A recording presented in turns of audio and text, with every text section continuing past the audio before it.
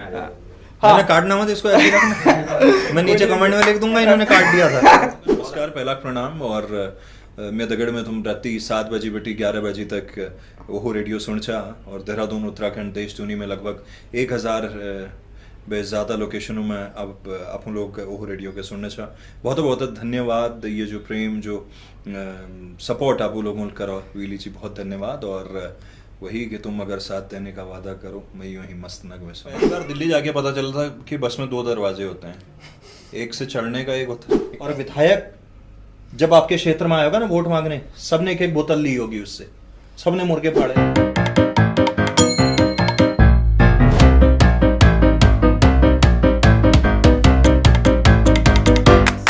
Kavya sir, first of all thank you for joining the show. और आपने अपना बहुत ही टाइट शेड्यूल में से हमें समय निकाला। और मैं दर्शकों को बताना चाहता हूँ कि आज सर का जन्मदिन भी है, तो जितने भी लोग देख रहे हैं प्लीज़ एक बार कमेंट करके सर को ज़रूर विश करें। सो काव्या सर, पहले तो बहुत बहुत धन्यवाद, आपने जो है हमें समय दिया।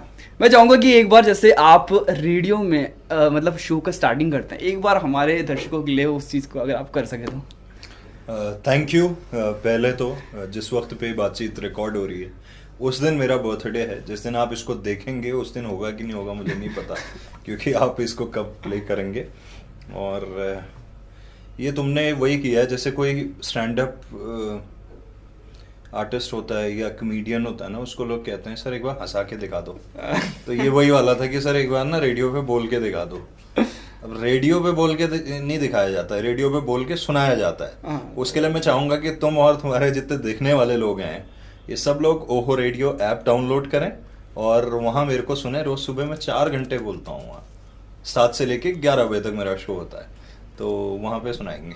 बिल्कुल सर, मैं उम्मीद करूंगा कि जिन लोगों ने डाउनलोड नहीं किया वो जरूर डाउनलोड करें। सर, जो सबसे पहली चीज़ मैं जानना चाहूँगा कि जो मेरे को भी लगा और स्टार्टिंग में मुझे भी बड़ा कन्फ्यूजन था कि आपका जो नाम है वो आरजे काव्या है या काव्य है। और अगर काव्य है तो ये YA जो है वो या का साउंड करता है, तो मतलब आप थोड़ा उसको। यार, जो लड़कों का नाम होता है वो काव्य ही होता है, काव्य। अब वो यहाँ पहाड़ में बोलने वाले कोई काव्या कह देता है, कोई काबिया बोल देता है, तो कोई काव्य बोल देता है, तो वो थोड़ा सा दिक्कत आ जाती। कोई मेरे से कह रहा था एक दिन कि काव्य और काव्या में क्या अंतर होता है। मैंने कहा वही जो अंकित और अंकिता में होता है। तो है तो मेरा नाम काव्य, अब आप उसको काव्या बोल बोल के वो कर दें तो वाली बात है। बट हाँ, काव्य है रेडियो पे, काव्य नाम से। और वैसे भी तुम जब यहाँ आए थे कह रहे थे मेरा नाम कुछ और है। वो तो आगे डिस्कस करेंगे सर। सर, आप बागेश्वर जिले से जो है वो बिलोंग करते हैं और आपने अपनी स्कूलिंग भी वहाँ से कंप्लीट की है। 12वीं के बाद आपने दिल्ली में मूव ऑन किया। अब ये जो 2 जगह है ये डेमोग्राफिक वाइज भी, इकोनॉमिक वाइज भी, कल्चर वाइज भी बहुत डिफरेंट है। मैं आपसे जानना चाहूँगा कि क्या वो चीज़ें हैं जो दिल्ली में जो है वो हमसे अडॉप्ट कर सकते हैं और क्या ऐसी चीज़ें जो हम दिल्ली से अडॉप्ट कर सकते हैं। नहीं, मैं 10वीं तक बागेश्वर पढ़ा था, फिर 11-12 दिल्ली गया था। दिल्ली ने एक चीज़ सिखाई कि वो जो तुम कुएं के मेढक हो ना, दुनिया उसके बहुत बड़ी है। अपने कुएं का मेढक होना एक अलग बात है, तालाब का मगरमच्छ होना एक अलग बात है, लेकिन दुनिया एक समंदर है जहाँ बड़े बड़े जहाज डूब जाते हैं। तो आपको कुछ तो ऐसा करना पड़ेगा जीवन में ताकि कुछ अचीव कर पाओ। दिल्ली ने मुझे रफ्तार दी, दिल्ली ने मुझे कंपटीशन दिया, दिल्ली ने मुझे ये बताया कि तुम जैसे हज़ारों हैं, तुम अभी खाली जनसंख्या हो, भीड़ का हिस्सा हो, अगर उससे अलग दिखना है तो अलग करना पड़ेगा। दुनिया जिस रफ्तार से जा रही है उसको मैच करना पड़ेगा। मुझे पहली बार दिल्ली जाके पता चला था कि बस में 2 दरवाजे होते हैं, एक से चढ़ने का, एक उतरने का। आमतौर पे हम जब पहाड़ों में बीच का, और शायद हम पहाड़ वाले हमेशा बीच का रास्ता निकालते हैं वैसे भी लाइफ में। हम लेफ्ट या राइट नहीं होते हैं, हमको लगता है यार बीच में ठीक है, बीच में रहो, अरे ये भी ठीक है वो भी ठीक है, सब ठीक है, मतलब ठीक ही हो रखा ठहरा कहा, ऐसा नहीं बोलते हैं, कैसा हो रखा, ठीक ही हो रखा ठहरा कहा, ऐसे पहाड़ में बड़ा। लेकिन ज़िंदगी में जब मैंने देखा था कि होता क्या है कि चढ़ने के रास्ते अलग हैं, उतरने के अलग हैं।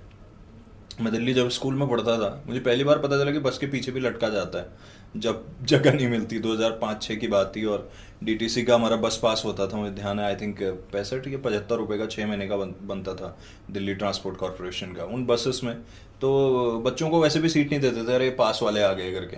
तो जो रेगुलर चल रहे होते थे वो सीट्स घेर लेते थे और हम बाहर लटके रहते थे या बस के पीछे। तो मंजिल तक पहुंचने के कई तरीके होते हैं, जगह मिलेगी, सीट मिलेगी तभी पहुंचोगे, ज़रूरी नहीं है, लटक के भी पहुंचा जा सकता है। और लटक के पहुंचने में आपको एक्सपीरियंसेस बहुत ज़्यादा होते हैं, आपको डरने का भी खतरा होता है, और गिर भी जाओगे तो कोई जिम्मेदारी नहीं लेगा, वो कहेगा हमने थोड़ी बोला था।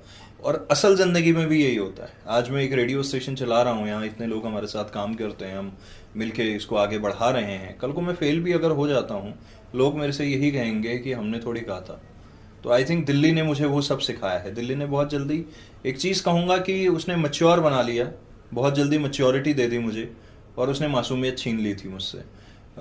लेकिन इसीलिए शायद कई बार मेरे को लोग कहते भी हैं, ठीक है, रेडियो पे, डिजिटल पे हमेशा मुस्कुराते हुए दिखता हूँ, बिकॉज मैं खुद को उसी चार्ली चैपलिन की ही ट्रेडिशन का या उन्हीं के स्कूल का विद्यार्थी मानता हूँ, जो ये कहते हैं कि ये दुनिया मुझे रोते हुए नहीं देखना चाहती। जब भी मुझे रोने का मन करता है, मैं बारिश में निकल जाता हूँ ताकि कोई मेरे आंसुओं को न देख पाए। यहाँ मेरे आंसुओं की कीमत नहीं, यहाँ सिर्फ मेरे हंसने हंसाने की कीमत है। तो मुझे भी ये लगता है कि जब लोग फेसबुक पे, सोशल मीडिया के माध्यम से, यूट्यूब पे, इंस्टाग्राम पे, ट्विटर पे देखते हैं, वो काव्य का कोई दुख थोड़ी देखना चाहते हैं। उनके जीवन में खुद के बहुत दुख चल रहे हैं। वो ये चाहते हैं कि भाई काव्य तुम आओ यार, कुछ अच्छा अच्छा बोल दो, 2-4 लाइनें, गाना सुनाओ, थोड़े इंटरव्यूज दिखा दो, थोड़ा बढ़िया ये कर दो और निकलो। तो आई थिंक वही किरदार मैं निभा रहा हूँ। और असल ज़िंदगी में कई बार मेरे घर वाले या बहुत सारे लोग कहते हैं यार बहुत सीरियस रहता है। तो मेरे को वही लगता है वो दिल्ली ने मेरी मासूमियत छीन ली थी, उसने बहुत जल्दी मेरे को मैच्योर बना दिया। बट उस मैच्योरिटी के ये भी फ़ायदे हुए कि अचीव भी फिर करता चला गया मैं कुछ कुछ ज़िंदगी में। तो दिल्ली से ये सीखने वाली बात है कि वो आपको दुनिया दिखा देती है। और पहाड़ की जो बात है, वो पहाड़ की अपनी इनोसेंस है। यहाँ का भोजन से लेके, पहनावे से लेके, कल्चर से लेके, सभ्यताएं, जो भी चीज़ें यहाँ पे हैं, संस्कृति, वो आपको एक बताती है कि ज़िंदगी बड़ी रंगीन है। ज़िंदगी में जैसे मैं कल ही कह रहा था कि यार हमारे पहाड़ जो है ना, वो सौंदर्य भी देते हैं और समस्याएं भी देते हैं। तो सौंदर्य भी भरपूर है हमारे यहाँ, लेकिन समस्याएं भी भरपूर हैं। तो पहाड़ ये सिखाता है दुनिया को। बिल्कुल आपने सही कहा सर। हाँ, बिल्कुल ऐसा ही मेरा भी कुछ मानना है, क्योंकि मैं भी काफ़ी साल दिल्ली में रह चुका हूँ और बहुत डिफरेंसेस है दोनों जगहों पे। सर कई सारे ऐसे प्रोफेशन होते हैं जहाँ पे जो है आपके टाइटल चेंज हो जाते हैं। जैसे आप रेसलिंग देख लीजिए, वहाँ पे स्टेज जो नेम होता है वो डिफरेंट होता है। आप रैपिंग में देख लीजिए, वहाँ पे स्टेज जो नेम होता है डिफरेंट होता है। वैसे ही जैसे आपका जो रियल नाम है Kavindra Singh Mehta, if I am not wrong. So मैं जानना चाहूँगा कि कविंद्र सिंह मेहता से आरजे काव्य बनने की कहानी क्या है, आप मुझे थोड़ा सा डिटेल में अगर बता सके तो। आज बर्थडे होने के उपलक्ष्य में सुबह से बहुत फ़ोन आ रहे हैं, तो ये ज़रा फ़ोन यार उधर रख दें यार। कविंद्र सिंह मेहता से काव्य होने की जो वो है, एक्चुअली रेडियो से पहले ही हो गई थी। मुझे नहीं पता था कि मेरा स्टेज नेम बनेगा कभी। मैं दिल्ली में पढ़ रहा था 11th-12th में, उन दिनों एकता कपूर का एक सीरियल आता था, आई थिंक स्टार प्लस पे, काव्यांजलि करके। तो उसका जो टाइटल ट्रैक था वो केके ने गाया था। बहुत ही कमाल के हमारे सिंगर जो भी एक्सपायर हो गए। और केके को मैंने ये बात 3 साल पहले, वो एम्स ऋषिकेश आए थे, मैं होस्ट कर रहा था उस इवेंट को, तब मैंने बताई थी। मेरे यूट्यूब चैनल पे वो है, जहाँ मैंने उनको बोला कि आपकी वजह से मेरा नाम काव्य पड़ा। बोले ओ रियली? मैंने कहा हाँ। बोले कैसे? मैंने कहा एक्चुअली आपका वो जो गाना था, उसका जिंगल था, एंथम उस शो का, वो मिले थे, यूं मिले थे, देखने बस उन्हें, वक्त भी थम गया, ऐसा कुछ था। और वो होता है ना, बचपन में कुछ कुछ चीज़ें एकदम से आपके कान में पड़ती हैं। मेरे को बड़ा खूबसूरत लगा। मैं दिन भर स्कूल में गाता रहता था वो। तो मेरे जो स्कूल मेट्स थे, उन लोगों ने बोला ये तो खुद को वो काव्यांजलि का काव्य समझ रहा है, ऐसे ना, मतलब छेड़ने के लिए।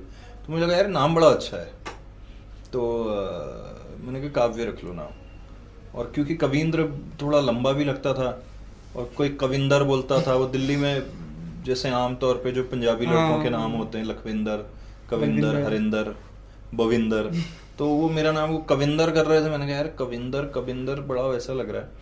सो मैंने कहा काव्य ठीक है, तो मैंने काव्य रख लिया। तो इस तरह से शुरू हुआ था। फिर बाद में जब रेडियो करने के लिए आगे बढ़े, तो होता ही है वहाँ पे कि भाई आप किस नाम से? मैंने कहा काव्य। तो वो नाम भी लोगों को बड़ा यूनिक लगा। और इस रेडियो के पिछले 14 सालों में, अभी 1 जुलाई को 14 वर्ष पूरे हुए मुझे रेडियो में, तो बहुत सारे शहरों में मैं गया, जहाँ जहाँ मतलब मुझे लग रहा तकरीबन सभी शहरों में माँ बाप ने अपने बच्चों के नाम मेरे नाम पे रखे जो मेरे को पसंद करते थे। कितने ही लोगों को मैं जानता हूँ, उनका लड़का होता था तो वो काव्य रख लेते थे, जो बहुत फैन टाइप के होते थे। लड़की होती थी तो वो काव्य रख लेते थे। वो बताते थे कि सर आपका नाम हमें इतना पसंद है और आप जिस तरह से बात करते हो या जो हमें लगता है, तो हमने अपने बच्चों के नाम ये रखे हैं, ऐसे करके। और तकरीबन हर शहर में हुआ है। तो मुझे लगता है कि चलो यार, कम से कम आमतौर पे काव्य उतना कॉमन नेम नहीं है। मतलब सही बात है। आई थिंक उत्तराखंड में भी अगर ढूंढोगे तो 2-4 ही मिलेंगे, अगर मतलब ढूंढने चलोगे तो उतना कॉमन नेम नहीं है। तो जब कोई रखता है तो खुशी होती है। बिल्कुल सही कहा आपने सर। सर एक बहुत प्यारा कोट है कि great power comes with great responsibilities. Correct. मेरा ये मानना है कि जो बात करने की कला है या संवाद शैली की कला जिसे हम कह सकते हैं, ये एक बहुत ही यूनिक है और ये एक ब्लेसिंग भी कंसिडर कर सकते हैं।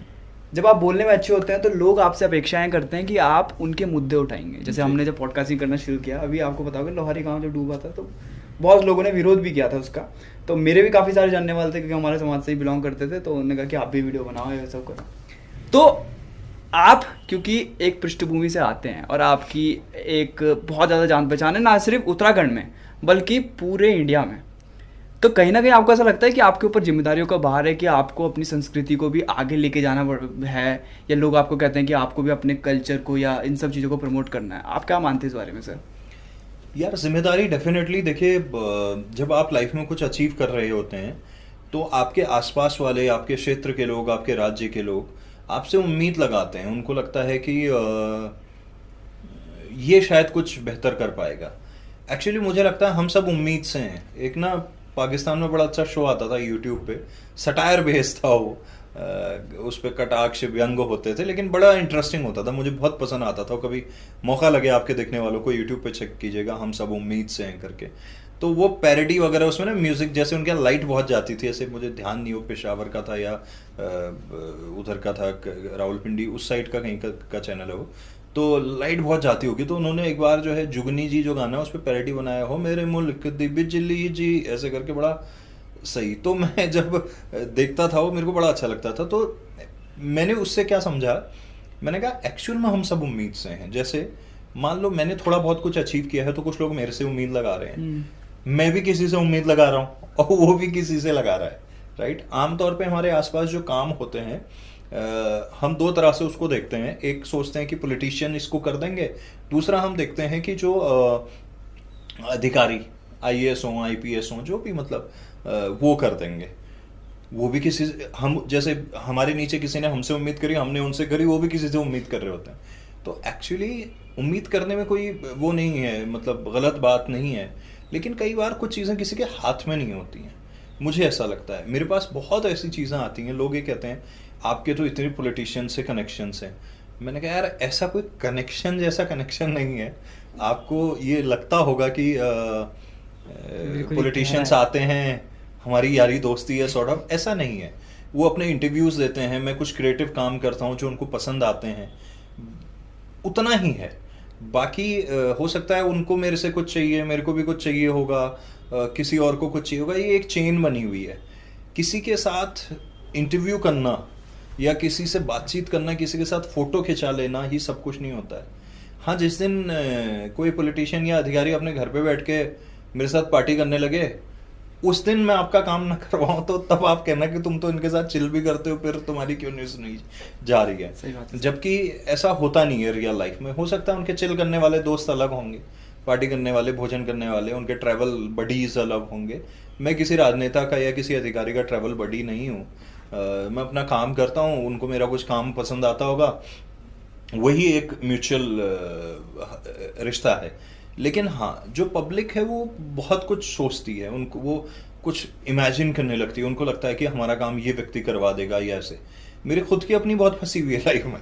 मैं क्या होता है कि देखिए, रिस्पॉन्सिबिलिटी न केवल मेरी उस पब्लिक के लिए जो देख रही है, अगर मेरे ऑफिस में आज इतने लोग काम कर रहे हैं उनके प्रति भी मेरी एक जिम्मेदारी है। मैं क्या होता है हमारे यहाँ, थोड़ा सा मैं ये कहूँगा, वो उनकी गलती भी नहीं है, आई थिंक एक्सपोजर वाली बात भी है। कई बार लोग कहते हैं कि यार तुम्हारा तो ठीक चल रहा है, गाने वाने चला रहे हो, मस्त बढ़िया वीडियो बनते हैं, सही है, लेकिन उसको करने के पीछे क्या कुछ लगता है, एक ऑपरेशंस में इतनी टीम, वैसी टीम चाहिए जो अच्छा शूट करे, जो अच्छा बनाए, वैसी टीम चाहिए जो हमारे प्रोडक्ट को सेल कर पाए, फाइनेंसेस देखने होते हैं, कमर्शियल एंगल होता है हर चीज़ के पीछे। तो हमारी पब्लिक शायद वो समझ नहीं पाती कि यार ये कैसे करता होगा। मतलब उनको ऐसा लग रहा है कि गाना सुनाना तो मुफ्त का काम है, रेडियो स्टेशन चलाना तो फ्री का काम है, जबकि ऑपरेशनल कॉस्ट लाखों रुपए में पहुंच जाती कोई भी मीडिया हाउस को चलाने की, चाहे वो रेडियो हो, चाहे वो टेलीविजन हो, चाहे अखबार हो, कोई भी मीडियम हो, या आप भी कर रहे हैं। जी, एक नॉमिनल आपके एक्सपेंसेस होते होंगे, ट्रैवल से लेके एडिटिंग से लेके जो भी आप जिन जगहों पे इनको अपलोड कर रहे हो वो चीज़ें, तो आपके लेवल पे वो हैं तो मेरे लेवल पे और ज़्यादा हैं, किसी और के लेवल पे और ज़्यादा होंगे। तो हमारे अपने चैलेंजेस हैं लाइफ में, जो हम इतना मुस्कुरा के आप लोगों को कंटेंट दे देते हैं, उसके पीछे बड़ा पेन है ना। अब अपना दर्द क्या बताएं, मतलब हम बताएंगे, आदमी को देखने वाले कहेंगे अच्छा ये भी दर्द में चल रहे हैं क्या, हमें लग रहा था ये तो खुश चल रहे हैं।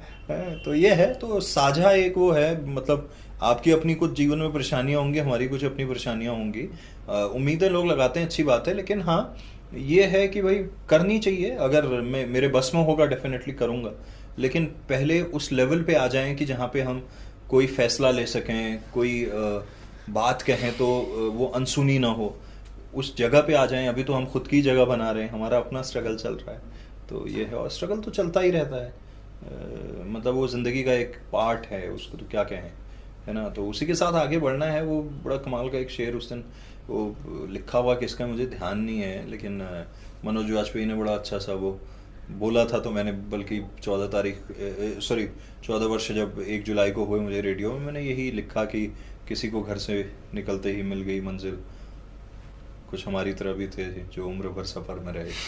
तो बस सफ़र में चल रहे हैं, और क्या है। बिल्कुल सही बात आपने कही सर, सफ़र तो चलता ही रहता है। अच्छा, आपको सर याद होगा जब हम फर्स्ट टाइम आए थे, आपने एक किस्सा सुनाया था, वो एफबी वाला, आपको याद होगा, जो अग्निपथ से रिलेटेड था। मैं चाहता हूँ कि एक बार आप उस को जो किस्सा था उसको बताएं, और फिर मैं उसका क्या था वो अग्निपथ वाला, जो आप कह रहे थे कि वो कह रहा था कि मैं आपको सुनता था लेकिन मैं उम्मीद बहुत करता था आपसे। हाँ, वो फेसबुक पे किसी ने लिखा कि आप, मैंने ये बोला एक्चुअली एयरफोर्स की भर्ती का वो आया उसमें कि भाई आप रजिस्ट्रेशन करवाइए, तो मैं वो जानकारी देने के लिए फेसबुक पे आया। मैंने रेडियो पे तो दिया ही, मैंने फेसबुक के माध्यम से भी लोगों से कहा कि भाई ये आ रही है, आप लोग अप्लाई करिए। तो और ये मत सोचे कि 4 वर्ष के लिए है या ऐसे। मैंने कहा 100 लोग अंदर जाएंगे, उसमें से 75 लोग दूसरी जगहों पे शिफ्ट होंगे, लेकिन 25% तो ऐसे हैं ना जिनको मिलेगी परमानेंट। तो आप ये क्यों सोचते हैं कि मैं 75 में आऊँगा, आप ये सोचिए ना मैं उन 25 में आऊँगा। तो वो एक भाई नाराज़ हो गया, वो कह रहा मैं आपको बड़ा सुनता था, बड़ा फॉलो करता था, मैं आज से जो है ऐप डिलीट कर रहा हूँ आपकी रेडियो की। मैंने कहा ठीक है, आपको मुबारक है, आप कर लीजिए। क्योंकि अगर बात रखने, आमतौर पे आपके दर्शक जो होंगे, या आप भी, एक होता है कि किसी की से जब आप मिलते हैं और इतने वर्ष से आप देख रहे हैं, तो आपको उसकी पर्सनैलिटी का एहसास होता है कि यार किस तरह का व्यक्ति है। मैं किसी पे गुस्सा नहीं करता, मैं कभी किसी के लिए कोई टिप्पणी नहीं करता, मैं किसी पे इल्ज़ाम नहीं लगाता। आप अगर मेरा कंटेंट देखेंगे, बहुत ही नीट एंड क्लीन कंटेंट होता है। मैं वल्गैरिटी एक्सेप्ट नहीं करता, मैं गाली गलौज नहीं करता। आम जिंदगी में होता है यार, सब लोग, मैं ऐसा नहीं कह रहा हूँ कि मैं रोज सुबह दूध से नहा के आता हूँ, ऐसा नहीं है। कभी मेरे मुंह से भी निकल जाती होगी, कभी मेरे से भी कुछ गलत काम हो जाते होंगे, लेकिन वो व्यक्तिगत जिंदगी में होना और सार्वजनिक जीवन में होना एक अलग बात है। मैं सार्वजनिक जीवन में ऐसा कोई काम नहीं करता हूँ जिससे किसी व्यक्ति को हर्ट हो या कोई गलत चीज़ उस चीज़ से सीखे। तो जब मैं आम तौर पे अपनी बात नॉर्मली कह रहा हूँ और कोई अगर ये सोच रहा है कि मैं इसको धमका दूंगा, तो मैंने कहा कि भाई ठीक है, आप डिलीट कर दो। आप, मैंने कहा आप फॉलो भी क्यों कर रहे हैं मेरे को फेसबुक पे, आप अनफॉलो कर दीजिए, नहीं तो मैं ही आपको ब्लॉक कर देता हूँ। ताकि क्या हो ना, अगर आपको मेरी बात समझ नहीं आ रही है कि मैं अच्छा नहीं बोल रहा हूँ मान लो, तो मत सुनिए मुझे, मैं क्यों इंपॉर्टेंट हूँ आपके लिए इतना, राइट। मैं आप जब आपके लिए इंपॉर्टेंट नहीं हुआ, मुझे समय क्यों दे रहे हैं, मेरे फेसबुक वॉल पे आके लिख क्यों रहे, मत लिखिए। जो अच्छा बोल रहा है, जो आपको लग रहा है आपके हिसाब से जो बोल रहा है, उसको फॉलो कीजिए। सिंपल बात है ना भाई। आज करोड़ों लोग दुनिया में हैं, करोड़ों फेसबुक अकाउंट होंगे, हम कितने लोगों को फॉलो करते हैं? कुछ ही को करते हैं ना, जिनको हमें समझ में आता है कि यार ठीक लग रहा है। जब ठीक नहीं लग रहा है ना, फॉलो कर दीजिए, बहुत सिंपल है। इसमें क्या मतलब कि अभी तुम धमकाने भी आ जाओगे, हैं? तो ये चीज़ है, लोग कई बार बड़ी वो जिसको कहते हैं ना मैच्योरिटी नहीं दिखाते हैं, बड़ी बचकानी हरकतें कर देते हैं। तो ये है, इनसे बचना चाहिए। काव्य सर, मैं आपसे जानना चाहूँगा कि हर मुद्दे पे अपने विचार रखना और एक ओपिनियन होना जी सही है। और जितना बड़ा हमारा देश है, और हमारे देश की खूबसूरती ये है कि मेरे ख्याल से हर 100 मीटर के दायरे में ही विचारों में सबके अलग अलग है। मैं आपसे ये बात पूछना चाहूँगा सर कि आपको क्या लगता है कि जब भी कोई ऐसी स्कीम आती है जैसे अभी आई है, क्यों सरकार अपनी बात समझाने में युवाओं के साथ विफल हो रही है? और दूसरा मैं आपसे जानना चाहूँगा कि क्यों युवा अब इतने उग्र हो रहे हैं, क्यों उनको ये जो आप कह सकते हैं ये पत्थरबाजी या फिर ये आगजनी का सहारा लेना पड़ रहा है अपनी बात को आगे तक पहुँचाने के लिए? मैं आपका पॉइंट ऑफ व्यू जानना चाहता हूँ सर। मेरा इसमें ये मानना है, मैं किसी को दोष भी नहीं दूंगा, जो मुझे लगता है मैं वो कहूँगा। सरकार क्यों अपनी बात पहुंचाने में, देखिए विचार कभी भी एक जैसे नहीं हो सकते। अगर देश की आज़ादी की बात थी ना, तो आज़ादी सब चाह रहे थे, तरीके अलग थे। गांधी जी का तरीका अलग था, भगत सिंह का तरीका अलग था। कुछ का तरीका ये था कि अरे अंग्रेज बैठे हैं, अपना तो चिल चल रहा, हमें तो मिल ही रहा, हमें क्या करना है, ये भी चल रहा था। होता क्या है, कोई भी सरकार या कोई भी गवर्निंग जो बॉडी होती है वो परफेक्ट नहीं होती है। मैं भी कोई बात कहूंगा, हो सकता है कुछ लोग कहेंगे काव्य ठीक कह रहा है, कुछ लोग कहेंगे नहीं इसको नहीं पता है। तो ये सबके साथ होता है। सरकार क्या है, सरकार हम ही लोग हैं, हम ही जैसे लोग हैं वहाँ, हमारे ही द्वारा चुने गए, हमारे ही आसपास के लोग हैं, वो हमारे ही समाज को रिप्रेजेंट कर रहे हैं। तो कभी भी ऐसा नहीं होगा, चाहे वो आज की गवर्नमेंट हो या इससे पहले कोई गवर्नमेंट रही हो या कल कोई गवर्नमेंट आएगी, वो सबकी नब्ज समझ लेगी। अगर ऐसा होता तो इतनी पॉलिटिकल पार्टीज नहीं बनती, एक ही होती, इतने नेता नहीं बनते।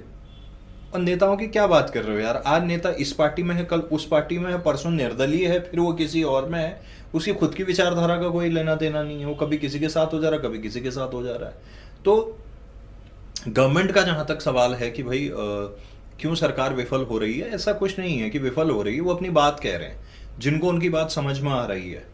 मेरे को आती है, मैं अगर ऑनेस्टली, मतलब कुछ लोग इसमें भी नकारात्मकता ढूंढेंगे, आप ढूंढ सकते हैं, आप स्वतंत्र हैं उसके लिए। मेरा ये कहना है, देखिए मैं ये मानता हूँ जनरल रावत साहब की तरह ही मैं भी ये मानता हूँ, फौज कभी भी सिर्फ नौकरी के लिए नहीं हो सकती, सिर्फ नौकरी के लिए। वो एक माध्यम हो सकता है, लेकिन सिर्फ नौकरी के लिए फौज में जाना, या मैं कहता हूं कि किसी भी गवर्नमेंट सेक्टर में, प्राइवेट में आप अपनी मनमानी कर लीजिए कि मैंने शौक के लिए ये काम किया है, लेकिन आप गवर्नमेंट सिस्टम को शौकिया तौर पे मत इस्तेमाल कीजिए। चाहे वो किसी विद्यालय का अध्यापक हो, किसी वो चाहे क्या कहते हैं डिग्री कॉलेज में पढ़ाने वाला प्राचार्य हो, जो भी हो, चाहे वो मान लीजिए इंजीनियर क्यों ना हो, चाहे वो पीडब्ल्यूडी पब्लिक वर्क डिपार्टमेंट के लिए काम करने वाला व्यक्ति ही क्यों ना हो, चाहे वो फौज का व्यक्ति क्यों ना हो, चाहे वो पुलिस का जवान क्यों ना हो, गवर्नमेंट सिस्टम में जो भी गवर्नमेंट सिस्टम हमारे आसपास है, वो शौक के लिए नहीं हो सकता और ना होना चाहिए। वो इसलिए नहीं होना चाहिए क्योंकि आप जिस तरह से बिहेव करोगे वो एक समाज को किस दिशा में ले जा रहा है वो तय करेगा। एक खराब इंजीनियर होगा, मैंने आज ही ट्विटर पे देखा कि अभी कहीं का एक पुल था, छोटा सा, बहुत छोटा सा ब्रिज है, 28 लाख रुपए में वो बना, छोटा सा, मतलब ये इतना सा नाला पार करने के लिए, पहली बारिश में वो टूट गया। अगर 2022 में जहां पर हम कह रहे हैं कि हम सुपर पावर बनेंगे, अगर आज भी एक 28 लाख रुपए खर्च करने के बाद में पुल एक बारिश नहीं झेल पा रहा है, बेसिक सी बारिश, और वो कोई नदी के फ्लो से नहीं, ऊपर से जो बारिश आ रही है उस बारिश से टूटा है, तो अगर वो पुल नहीं झेल पा रहा है तो कहीं ना कहीं हमारी इंजीनियरिंग में प्रॉब्लम है, यानी उस ठेकेदार में कहीं प्रॉब्लम है या जो इंजीनियर था उसमें प्रॉब्लम है। अदरवाइज हम देख रहे हैं अंग्रेजों के जमाने की इंजीनियरिंग, शायद उनका लोभ लालच किसी और चीज को लेके होगा, सत्ता को लेके होगा या सबको अपना गुलाम बनाने को लेके होगा, लेकिन मुझे लगता है उनके द्वारा जो कंस्ट्रक्शन के वर्क स्पेशली हुए हैं वो कभी भी चालू किस्म के नहीं हुए। उन्होंने बहुत परमानेंट काम किया, मतलब बहुत ही परफेक्शन के साथ काम किया उनके वक्त पे जो हुआ। यहीं पे forest research institute of India है, FRI, 1910 का ये भवन है, जरा देख के आइए उसको, आपको पता चल जाएगा क्या नमूना है वो। 112 साल बाद भी वैसा का वैसा, और आदमी को लगता है यार क्या बन गया है भाई ये, 112 साल तक उसमें कुछ नहीं हुआ, और यहाँ 1 साल मतलब आपका पुल नहीं चल रहा है। तो कहीं ना कहीं तो है, आज लोगों के मन में लोभ लालच आ गया है, चीजें मतलब उनको जल्दी जल्दी चाहिए, तो कहीं ना कहीं उस वजह से मुझे लग रहा है कि वो चीजें गड़बड़ हुई हैं। तो जो आपका सवाल था कि भाई गवर्नमेंट कहाँ पे फेल हो रही है, हम जैसे लोगों से बनती है। हम हमेशा मतलब ऐसा नहीं हो सकता कि वो हमारे कानों को क्या अच्छा लग रहा है उस हिसाब से बात करें। और जो मैं उसको आंसर कर रहा था कि भाई मेरे हिसाब से ये होना चाहिए, सभी जगह होना चाहिए। अध्यापक हों, कोई जेई है, इंजीनियर है, कोई सिविल इंजीनियर है, कोई मैकेनिकल का काम कर रहा है, कोई फौज में है, पुलिस में है, होता ही है ना। दक्षता का एक टेस्ट होना चाहिए। जब प्राइवेट में समाज हमको ना रोज टेस्ट करता है। मेरे को 14 वर्ष का रेडियो का अनुभव है, मुझे पता है कि हमारे कितने लिसनर हैं। जब मैं क्लाइंट्स के पास जाता हूँ ना, जो एडवर्टाइज़र हैं, मुझे रोज़ खुद को साबित करना होता है कि मैं क्यों बेहतर हूँ, या मैं कितना अच्छा कर रहा हूँ, मैं कितने लोगों तक पहुँच रहा हूँ। कई बार मुझे लोग कहते हैं, वो जो भी उनकी अपनी संकीर्ण मानसिकता है, वो ये कहते हैं कि ऐप से रेडियो कौन सुनता है। मतलब मैं इस बात से ताज्जुब खा जाता हूँ कि 2022 में कोई ये बात कह रहा है। मैं कहता हूँ आप व्हाट्सएप चलाते हैं? कह रहे हैं हाँ। तो मैंने कहा फिर व्हाट्सएप से भी मैसेज कौन ही भेजता होगा? कह रहे नहीं, लोग भेजते हैं। मैंने कहा वही मैं भी कह रहा हूँ कि ऐप से भी रेडियो सुना जा सकता है। आप स्विगी यूज़ कर रहे हो, जोमेटो यूज़ कर रहे हो, ओला यूज़ कर रहे हो, उबर यूज़ कर रहे हो, फ्लिपकार्ट उसी में चला रहे हो, अमेजोन उसी से, नेटफ्लिक्स ऐप से, बैंकिंग आप ऐप से कर रहे हो, लेकिन कह रहे हो कि रेडियो ऐप से नहीं चल सके। क्यों? क्योंकि आपने इस्तेमाल नहीं की। वो संकीर्ण मानसिकता है, वो अपने उस शेल से बाहर नहीं निकलना चाह रहे। तो प्राइवेट सेक्टर में मुझे रोज़ चैलेंजेस होते हैं जहाँ मैं साबित करता हूँ कि नहीं यार, हम भी हैं, हम भी कुछ कर रहे हैं। लेकिन गवर्नमेंट में शायद आदमी, सबके लिए नहीं कह रहा हूँ मैं, लेकिन बहुत बार ऐसा देखा गया है कि आदमी जब अंदर घुसता है तो उसको लगता है अब तो चिल हो गया, अब तो फ्री हो गए हम लाइफ में। बहुत लोग वहाँ भी अच्छा करते हैं। कितने लोग इनोवेशन का काम करते हैं गवर्नमेंट बॉडीज़ के अंदर, जो हमारे आसपास डेवलपमेंट के वर्क हो रहे हैं। एक बात बताइए, आज नेशनल हाईवेज की इतनी बात हो रही है, नितिन गडकरी जी उसके मिनिस्टर हैं, उनकी टीम क्या गजब काम कर रही है नेशनल हाईवेज को लेके, क्या बढ़िया काम हो रहा है। चार धाम में हमारा इतना ये जो सारा वो हो रहा है, एविएशन के फील्ड में इतनी चीज़ें। आज हम रेलवे स्टेशंस को देख रहे हैं, कितने खूबसूरत बन रहे हैं, ट्रेन के कोचेस कितने बढ़िया हो गए हैं। बदलाव हो रहा है, वो भी गवर्नमेंट के ही लोग हैं, वो तो कर रहे हैं यार अच्छे से। जो करेगा वो आगे बढ़ेगा। तो मुझे लगता है कि ये हमारी भी एक नैतिक जिम्मेदारी है कि भाई हम समझें इस बात को कि ऐसा नहीं हो सकता कि गवर्नमेंट सेक्टर किसी की जागीर है और टेस्ट हो रहा है तो कोई ऐसी बुरी बात उसमें है नहीं। फिजिकली फिट होना बहुत ज़रूरी है। इसको दूसरे एंगल पे देखो, पता नहीं ये मुझे सोशल मीडिया पे बोलनी चाहिए कि नहीं बोलनी चाहिए, बट देखिए कोई भी देश की सेना है ना, बहुत लिमिटेड होती है, लेकिन उस देश के नागरिक बहुत ज़्यादा होते हैं। अगर मान लो कोई इसको ऐसे समझे कि हम फौज में जा रहे हैं, हम देश के हर एक युवा को ना 4-4 साल फौज की ट्रेनिंग देना चाहते हैं, ताकि कल कभी देश पे अटैक हो जाए ना, तो हर बंदा जो सिविलियन भी है ना, वो एक फौजी की तरह लड़ पाए। इसको ऐसे भी तो देखा जा सकता है। नज़रिए की बात है, वो ये कहते हैं ना, नज़र का इलाज तो है, नज़रिए का नहीं है। तो नज़रिया तो हमें ही वो करना पड़ेगा। और सेकंड जो आपका सवाल क्या था इसमें कि युवा क्यों इतने उग्र हो रहे हैं? आई थिंक मुझे लग रहा है ना, एक तो क्या हो गया है कि अभी बोले जाने के और खुद को बताने के साधन बढ़ गए हैं। पहले एक डीडी न्यूज़ आता था, हाँ, तो उसमें चुपचाप टाई लगा के वो बैठे रहते थे, वो समाचार सुनाते थे, हम चुपचाप सुन लेते थे। फिर क्या हुआ, प्राइवेटाइजेशन हुआ, इन्होंने दौड़ दौड़ के एंकरिंग करनी शुरू करी। फिर कोई वहाँ तलवार लेके आ गया, कोई गदा लेके आ जा रहा है, कोई भाले लेके आ जा रहे हैं, कोई किसी को गाली बक दे रहा है वहाँ पे। तो जो हम देखते हैं वैसा ही हम बिहेव करते हैं।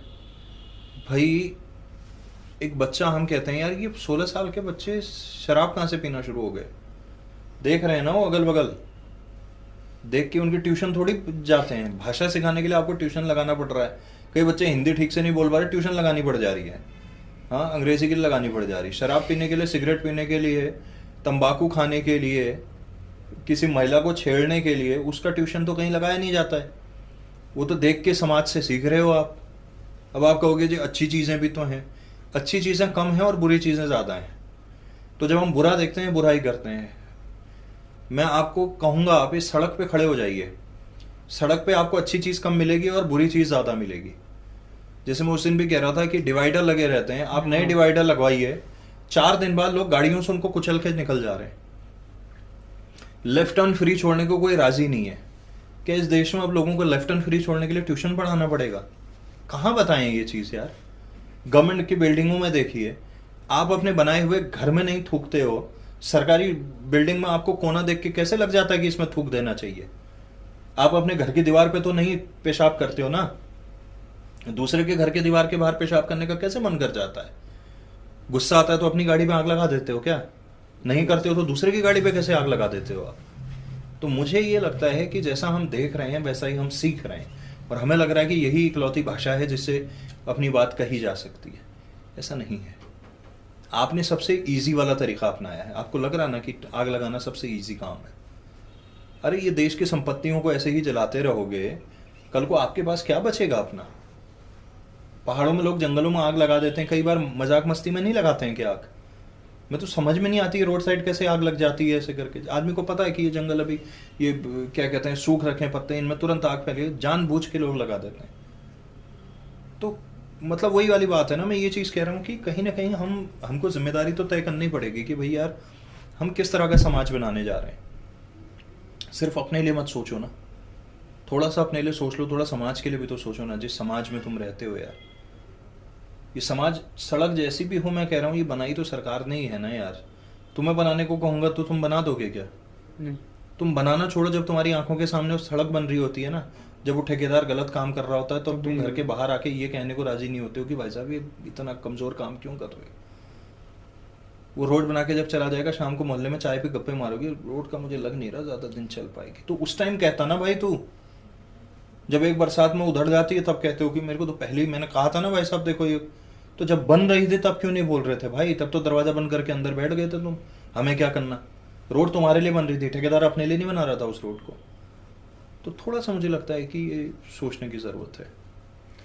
सर मैं कुछ हद तक आपसे सहमत हूँ, पर कई सारी ऐसी बातें हैं जो मुझे लगी है कि इस पे थोड़ी और डीपनेस की ज़रूरत है। मेरा यहाँ पे काफ़ी सर ये मानना है कि दो तरीके से मैं आपको समझाता हूँ सर। पहली चीज़, अगर मैं अपने देखूँ कि जिस एज पे हम जानते हैं, क्योंकि हम युवा हैं और हम इस चीज़ों की तैयारी भी कर चुके हैं।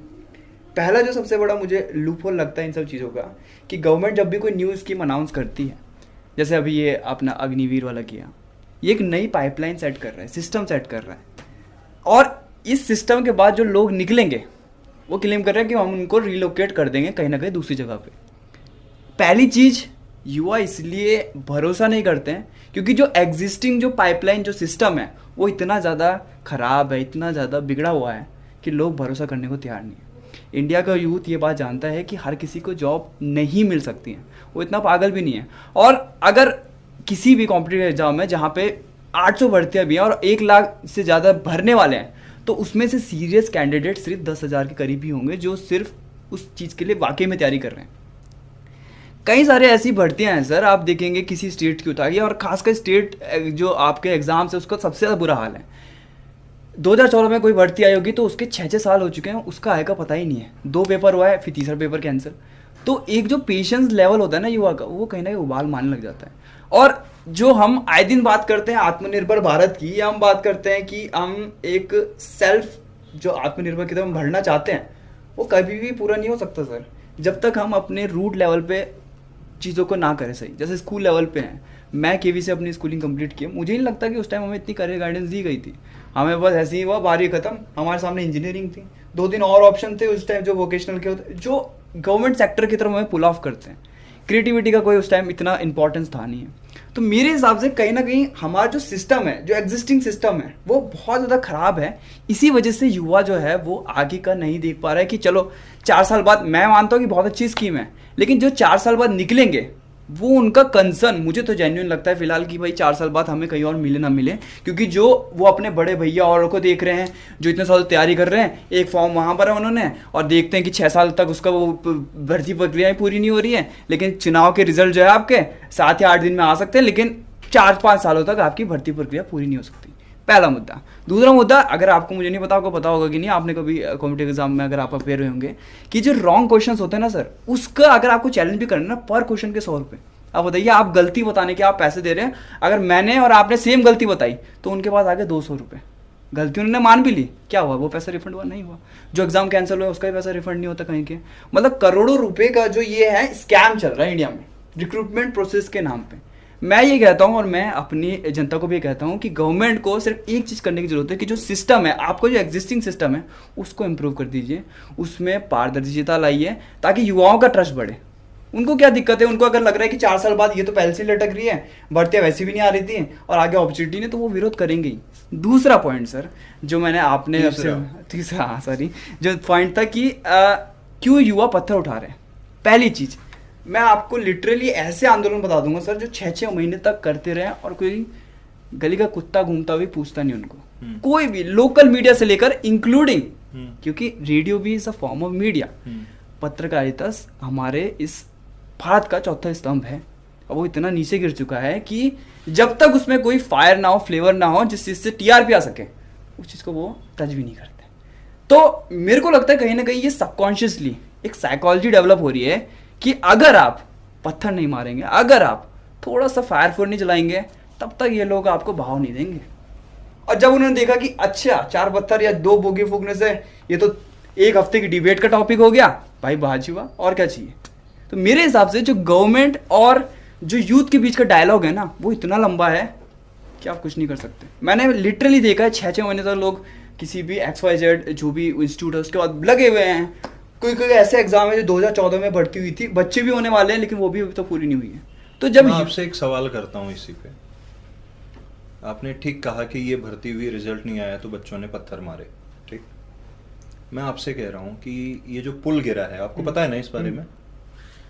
उस इंजीनियर पे या पब्लिक वर्क डिपार्टमेंट के आदमी पे किसी ने पत्थर मारा या ठेकेदार पे? अब मैं आपने उस पॉइंट को गलत लिया। नहीं, एक बार बताइए तो। मारना नहीं चाहिए, लेकिन मैं ये नहीं ये नहीं पूछ रहा हूँ, मैं कह रहा हूँ मारा किसी ने? नहीं। क्यों?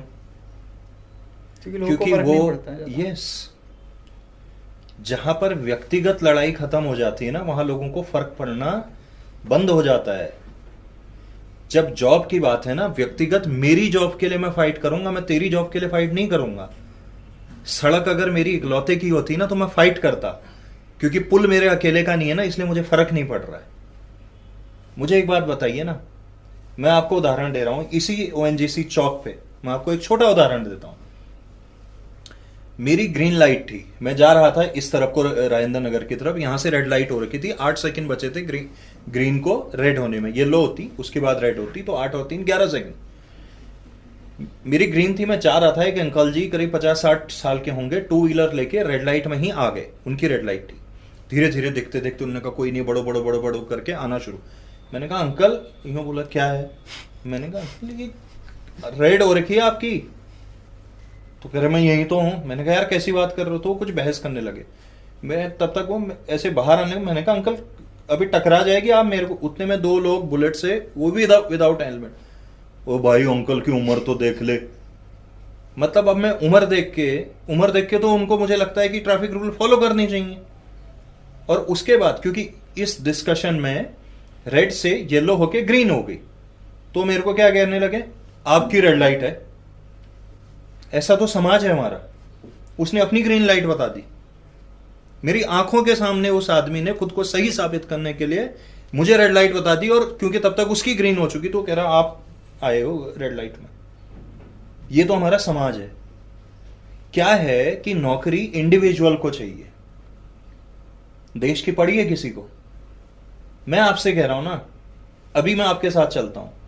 अगर हम ये वाकई में सिर्फ एक पॉडकास्ट दिखाने के लिए नहीं कर रहे हैं और वाकई में बदलाव के लिए कर रहे हैं, मैं आपसे कहता हूं आप मेरे साथ अभी चलो बल्लूपुर चौक पे, मैं आपको दिखाता हूं कितने लोग वहां पे रूल तोड़ रहे होंगे। कोई एक माई का लाल निकल के कहेगा वहां पे कि भाई साहब ये जिब्रा क्रॉसिंग है, आप इससे बाहर क्यों आ गए? मैं आपको दूसरा उदाहरण देता हूं। ट्रैफिक पुलिस ने मेरे साथ में पिछले साल, उत्तराखंड ट्रैफिक डायरेक्टरेट ने, हमने एक कैंपेन किया 7 दिन का। मैं सड़क पे गया, मैंने लोगों को ट्रैफिक रूल्स को लेके कि ये जिब्रा क्रॉसिंग छोड़िए ताकि लोग पैदल चल सकें, लेफ्ट टर्न फ्री छोड़िए, बताया।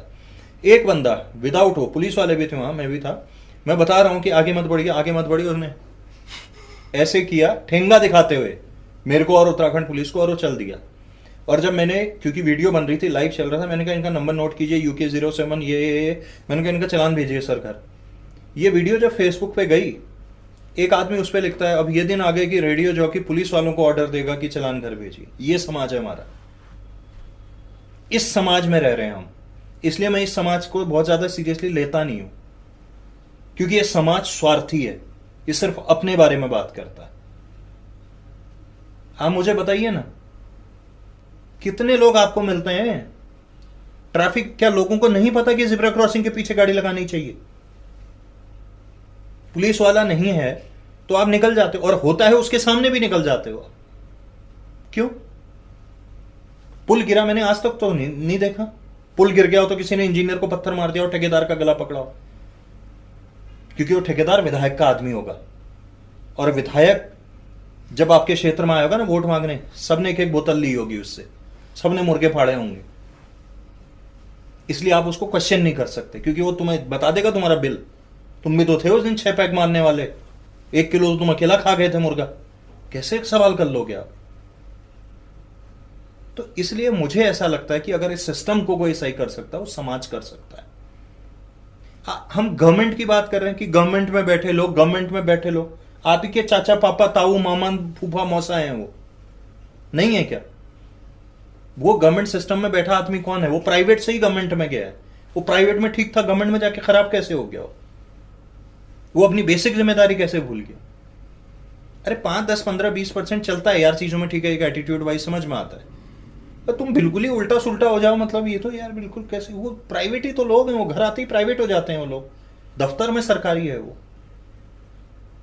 बाहर तो प्राइवेट ही है ना वो। तो वो सिस्टम कोई ऐसा थोड़ी है कि भाई हर साल इंपोर्ट किए जाते हैं सरकारी अफसर, कहीं से बाहर से कहीं से आते हैं, हमारे बीच के लोग हैं वो भी तो, और कई वहां पे भी काम कर रहे हैं। मैंने थोड़ी देर पहले भारतीय रेलवे का आपको उदाहरण दिया, जिस तरह से आज मुझे वाकई में लगता है इतने खूबसूरत हमारे एयरपोर्ट बन रहे हैं, इतनी बढ़िया ट्रेन में मतलब फैसिलिटी वाइज रोड ट्रांसपोर्ट इतना बेहतर हो गया, बहुत चीजें अच्छी भी हुई हैं, ऐसा नहीं है, वो भी गवर्नमेंट के लोग ही अच्छा कर रहे हैं। तो मेरा ये कहना है, क्योंकि जॉब्स वगैरह एक ऐसी चीज़ है, देखिए मिलनी चाहिए, मैं उसके खिलाफ थोड़ी हूँ कि मिलनी चाहिए, क्यों नहीं मिलनी चाहिए, मगर मैं ये कह रहा हूँ कि जब आप कह रहे हो आपको अगर वहां गुस्सा आ रहा है ना, आपको बाकी चीज़ों पे क्यों नहीं आ रहा? मैं ये पूछना चाह रहा हूँ आपसे, बाकी चीज़ों पे क्यों नहीं आता गुस्सा? नहीं आना चाहिए, आना चाहिए।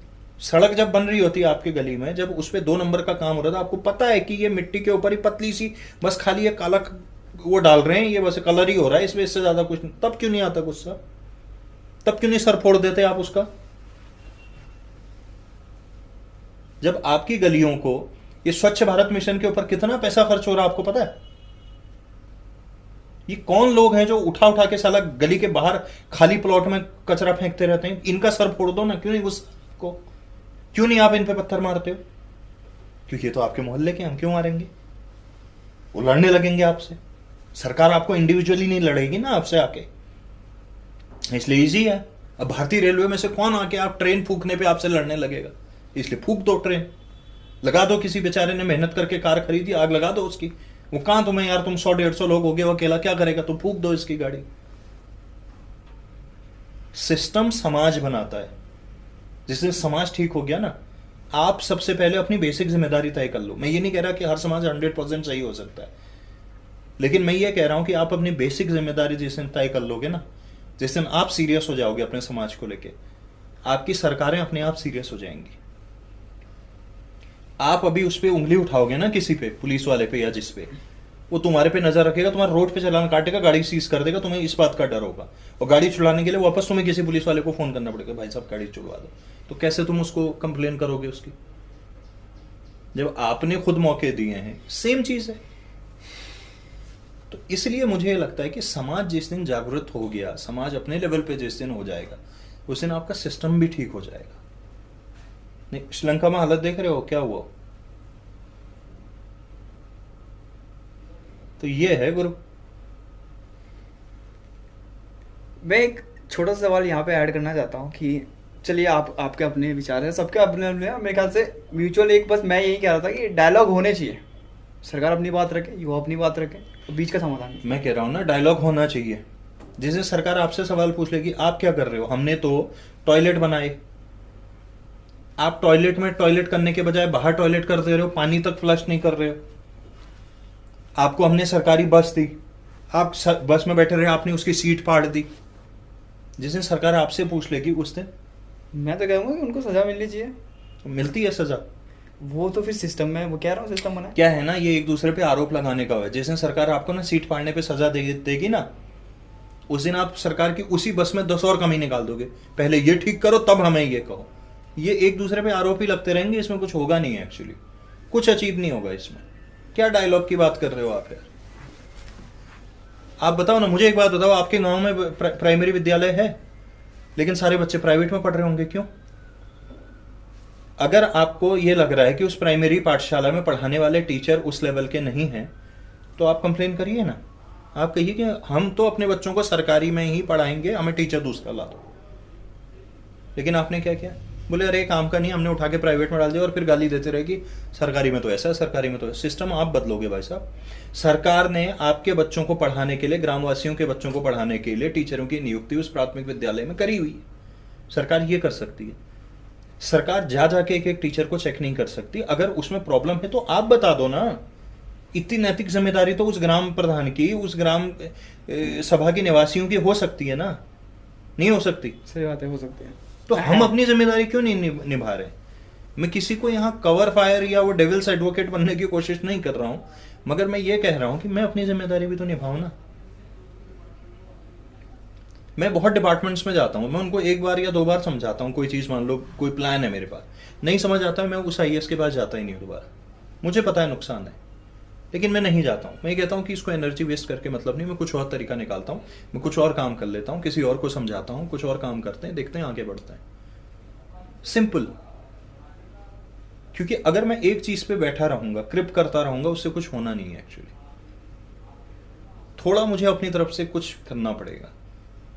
वो होता है ना कि वो इंतजार करने वालों को उतना ही मिलता है जितना कोशिश करने वाले छोड़ देते हैं। तो कोशिशें जारी रखिए, सिंपल यही है। इस मुद्दे से आगे बढ़ते हैं सर।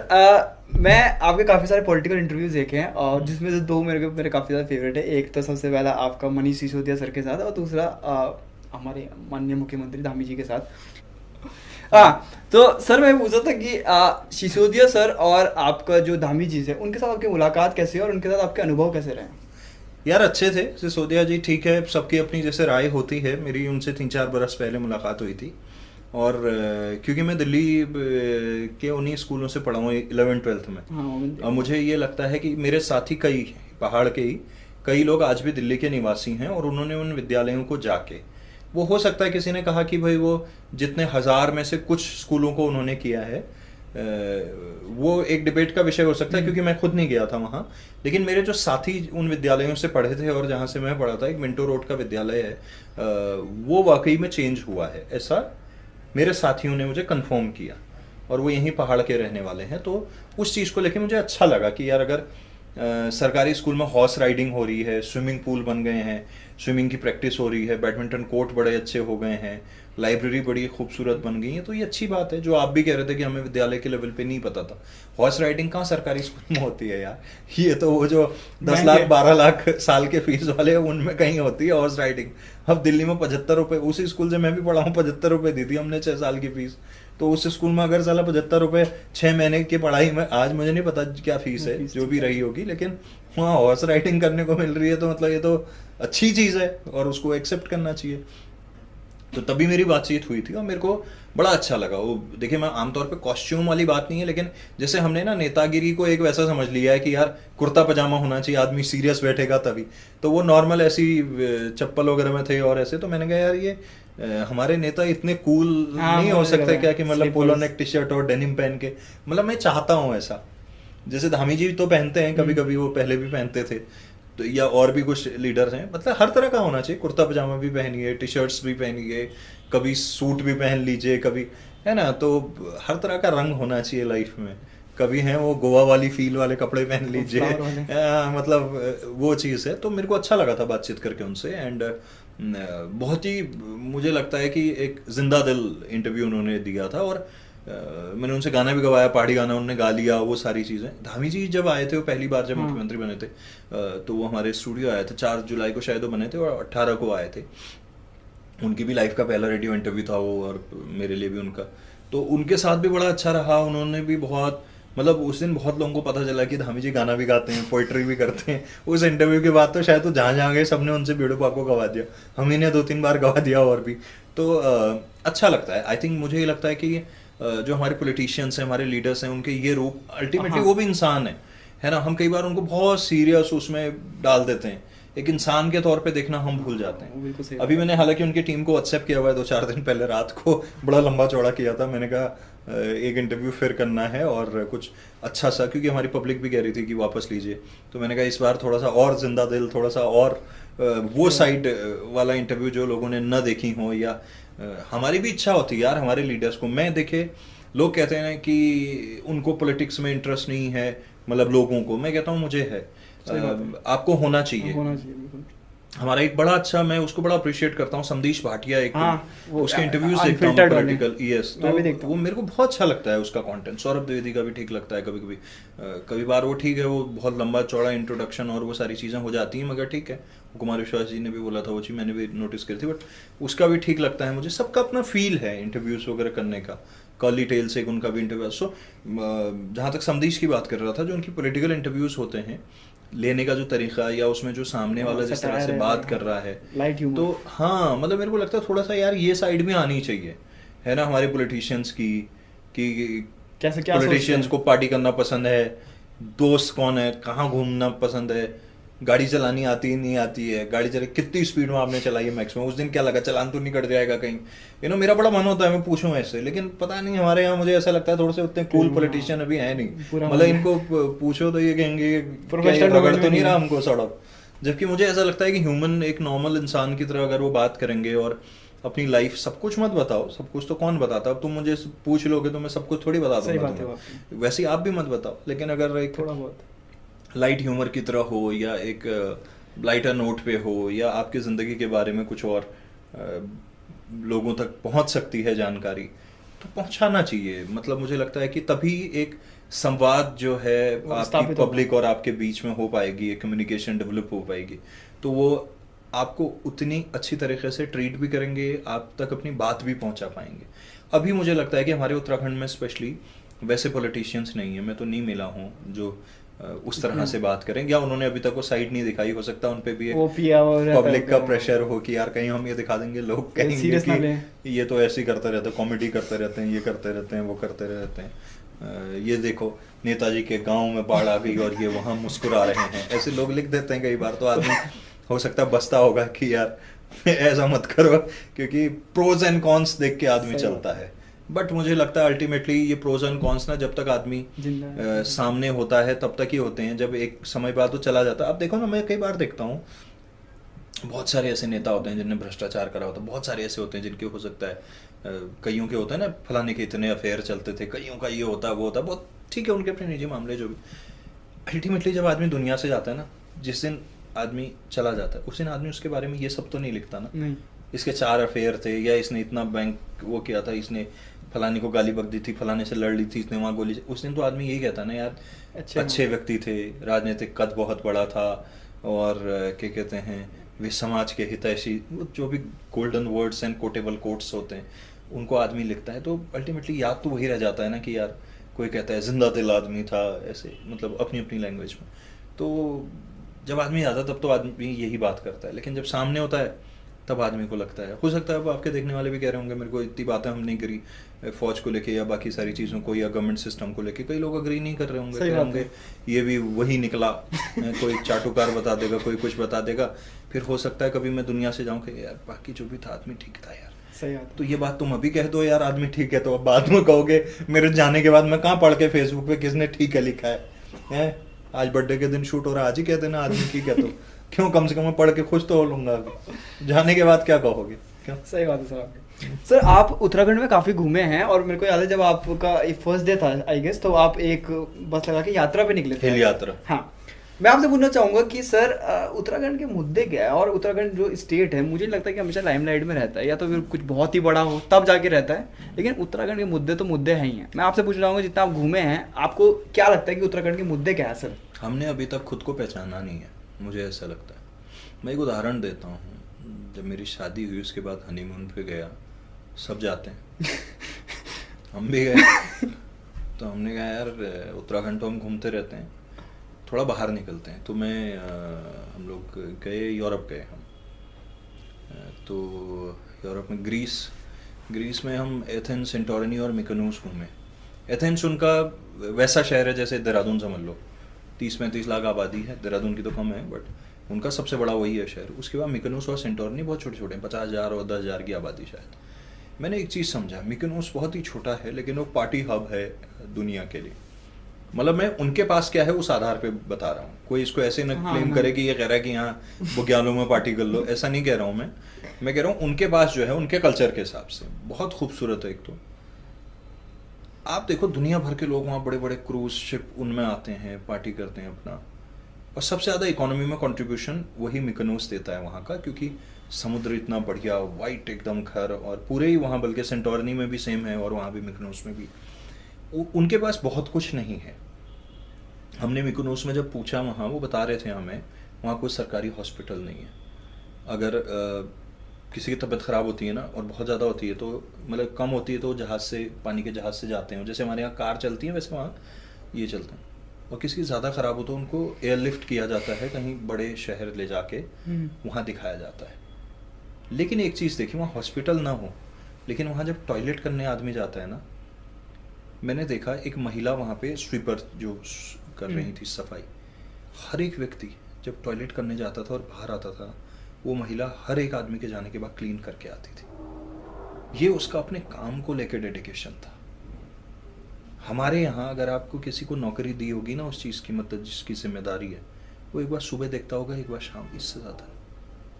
इसीलिए हमारे सरकारी टॉयलेट्स की हालत देखी, वहाँ खुशबू आ रही थी लिटरली। मैंने कहा यार इतने लोग टॉयलेट कर रहे हैं, इतने टूरिस्ट, इतना नीट एंड क्लीन कैसे भाई।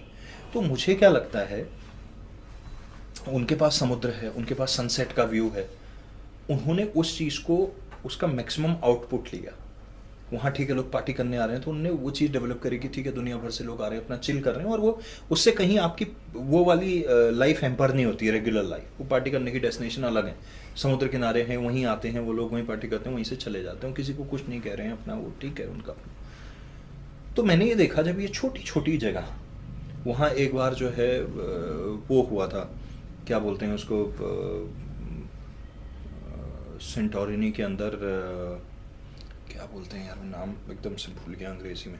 तो उससे ना वहाँ पूरा वो हो गया था, ब्रेक हो गई थी, मतलब जो पहाड़ हैं वो ब्रेक हो गए थे और पूरा ऐसे गड्ढे बन गए थे। नहीं लैंडस्लाइड नहीं बोलते उसको, लैंडस्लाइड तो ऊपर से उसको कुछ और मैं भूल रहा हूँ, खैर। तो वो उस चीज़ को भी ना दिखाने ले गए वहाँ पे कि यार ये देखिए यहाँ पे ऐसा हुआ था, ये हुआ था, वो चीज़ें, मतलब उन्होंने अपने टूरिज़्म को, जो भी लोग वहाँ आ रहे हैं भाई उनके पास समुद्र ही है, अब वो क्या दिखा सकते हैं। तो उन्होंने उसके आसपास जो भी चीज़ें थी उनको मैक्सिमम जो आउटपुट ले सकते थे। मुझे ऐसा लगता है हमारे यहाँ आप कहते हैं इतने बुग्याल हैं, इतनी अच्छी डेस्टिनेशंस हैं, हम कभी उनको डेवलप नहीं कर पाए। उसका सबसे बड़ा रीज़न क्या रहा, करप्शन। क्या हुआ कि मुझे लगता है जब यूपी का हिस्सा थे, उत्तराखंड पहाड़ी राज्य था, तो लोग हॉलीडे डेस्टिनेशन टाइप था, सब अपनी खेती बाड़ी कर रहे थे यहाँ के लोग, और बाहर वाले घूमने आते थे। चलिए जैसे ही राज्य बना लोगों ने कहा लूटो, और ये वाकई में हुआ। नेता बने, वो ठेकेदारियाँ करने लगे। और मैं कह रहा हूँ ठीक है, ठेकेदार, एक बात बताओ मेरे को, उसमें कोई बुराई नहीं है कोई ठेकेदार में, मैं कह रहा हूँ ठेकेदारी में इतनी अच्छी रोड बना दो ना। आदमी गए, भाई साहब यार बंदा था यार, क्या रोड बनाई यार, 50 साल से उखड़ने का नाम नहीं ले रही, ऐसा पुल बना दो ना, तो वहाँ मरने के बाद वो पुल पे तुम्हारी फोटो लग जाए, भाई साहब ये आदमी बना के गया था पुल। ऐसी ठेकेदारी करो ना, ऐसी सरकारी बिल्डिंग बना दो कि आदमी कहे यार इसने क्या इंजीनियरिंग है, लाइट जलाने की ज़रूरत नहीं पड़ती, नेचुरल लाइट का जो फ्लो है ऐसा हो जाए ना। मुझे लगता है कि हमारे यहाँ पे हम जो प्रकृति ने हमें दिया है उसको हम यूटिलाइज ही नहीं कर पा रहे हैं, अभी तक नहीं कर पाए हैं। वो फेलियर सबका है, सबका है। हमारा समाज, हमारे यहाँ आज भी ज़्यादातर माँ बाप ये चाहते हैं कि बच्चा घर से निकल के कहीं दूसरी जगह नौकरी कर ले, बस यहाँ ना रहे, क्योंकि अगल बगल वाले ताने, अरे घर में ही है, अच्छा कहीं लगी नहीं नौकरी। ये वाला जो टोका टोकी हमारा समाज करता है ना, ये सबसे खराब काम करता है। क्यों? कौन माँ बाप होंगे जो अपने बच्चों को अपने पास नहीं रखना चाहते? हम समाज की इतनी क्यों सुन रहे हैं? और ये कैसा समाज है? ये खुद के बच्चों को पहले बाहर भेजता है और उसके बाद कहता है कि तुम आते ही नहीं हो घर। हाँ, ये कैसा समाज है? बिल्कुल सही बात है। तुम्हारे पास टाइम ही नहीं है फोन करने बड़े का। लोग हो गए। तुम ही थे ना जिनने इनको भेजा, क्यों भेजा? दुनिया यार, कितनी सारी कंट्रीज हैं, जब हम हॉलीवुड की फिल्म देखते हैं उनमें देखते हैं वो फार्म होते हैं बड़े बड़े हैं, मोटे मोटे लोग वो बर्गर वर्गर खाते हैं, वो फार्म पे जाते हैं अपना, है वो, मतलब मेरे को इतना वो फैसिनेटिंग लगता है मेरे को कि यार ये कितनी कूल लाइफ है यार। हमने कभी क्या किसी को किसान बनाने की सोची, फार्मर बनाने की, कंट्री साइड फार्मिंग करेंगे। हम पता है अपने रेडियो का नाम कंट्री साइड रेडियो रखने वाले थे एक बार, फिर हमें लगा यहाँ स्पेलिंग मिस्टेक के चक्कर में डाउनलोड ही नहीं हो पाएंगे। मतलब हमको बड़ा फैसिनेटिंग लगता है कंट्री साइड, ऐसे मतलब बड़ा कूल सा लग रहा है सुनने। कूल। तो मतलब हम कहाँ, आज कौन माँ बाप कहते हैं कि हमारे बच्चे किसान बनेंगे? हमने एक्चुअली सिस्टम की भी गलती रही, समाज की भी रही, हमारी भी। हमने कभी जो हमारे पास थी ना, इनको कूल क्वेश्चन नहीं दिया इनमें। टूरिज्म को कभी हमने कूल क्वेश्चन नहीं दिया, हमने फार्मिंग को कभी कूल नहीं बनाया, हमने रिवर साइड कैंपिंग को कभी कूल नहीं बनाया। हमने ये जो बच्चे गर्मियों में हम यही कहते रह गए कि यार ये नालायक बच्चे हैं, दिन भर पानी में नदी में कूदते रहते हैं। कभी इनको यही नहीं कहा है कि यार बढ़िया से ऐसा कूदो कि मतलब तुम जैसी कोई डाइव ना मारे। इतना बढ़िया तुम 2 घंटा तैर रहे हो, थोड़ा टाइमर लगा के तैरो, जरा वर्ल्ड रिकॉर्ड देखो तो कितने का है 50 मीटर का, बेटा इसको अचीव करना है तुम्हें। बच्चा जब साइकिलिंग कर रहा था पहाड़ों में, साइकिल चलाते हैं, कभी उसको यही नहीं कहा कि यार देख तो तू कितना आधा घंटे इतने किलोमीटर की कितने में कवर कर रहा है। हमारे पास इतनी डेस्टिनेशन है, कभी हम वो हॉट एयर बलून का कंसेप्ट ही नहीं डेवलप कर पाए। हमने कभी अपने खाने पे प्राउड ही नहीं किया, उसमें थोड़ी इनोवेशन ही नहीं लाए। हम उसको जैसे बना रहे थे वैसे बस खाया, वो चरना कहते हैं ना जिसको, चर लिया और चल दिए बस ना। कभी उसको उतना इंटरेस्टिंग बनाने की कोशिश नहीं करी। मैं राजस्थान जाता हूँ, उनके यहाँ ना सब्जियाँ उगती ना कुछ होता, लेकिन उनका फूड देखो कितना इंटरेस्टिंग बना देते हैं उसको। और हमारे यहाँ तो सारी सब्जियाँ उगती हैं, सारे फल उगते हैं, सब खराब हो रहे हैं। क्यों गिरते हैं, खराब हो जाते हैं, नाशपाती आड़ू गिर रहे हैं, खराब हो रहे हैं। ऐसे कभी वो आड़ू को एप्रिकॉट बनाने वाली प्रोसेस में हम पहुंच ही नहीं पाए यार। नाशपाती नहीं बिक रहा का कभी हमने जैम बनाने की सोची नहीं उसकी यार।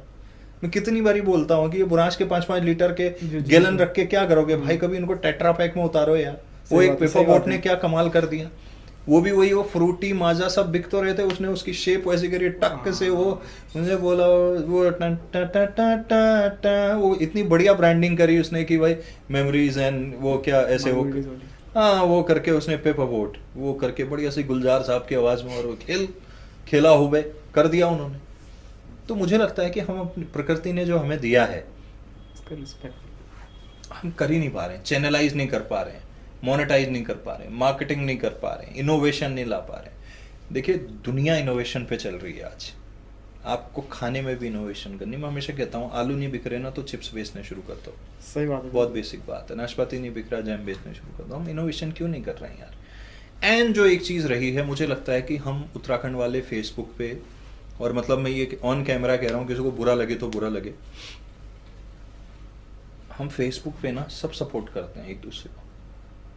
ग्राउंड पे मेरे बगल में कोई अगर मडवे के बिस्किट बना रहा होगा ना, उसके लिए मैं पोस्ट तो कर दूंगा फेसबुक पे, उसका बिस्किट खरीदूंगा नहीं कभी। मैं खरीदूंगा वही वाला जो ब्रांडेड वहाँ आ रहा है। मैं दालों की वैरायटी और उसके गुणों के बारे में इतना बड़ा लेख लिख दूंगा, लेकिन लूंगा वहीं से, लेकिन लूंगा नहीं। मैं सरकारी सिस्टम में बैठा हुआ मैं उसकी डिजाइनिंग करूंगा कि ये प्रोडक्ट कैसे होना चाहिए, लेकिन कभी उस बंदे से खरीदूंगा नहीं जब तक हम ये नहीं करेंगे ना।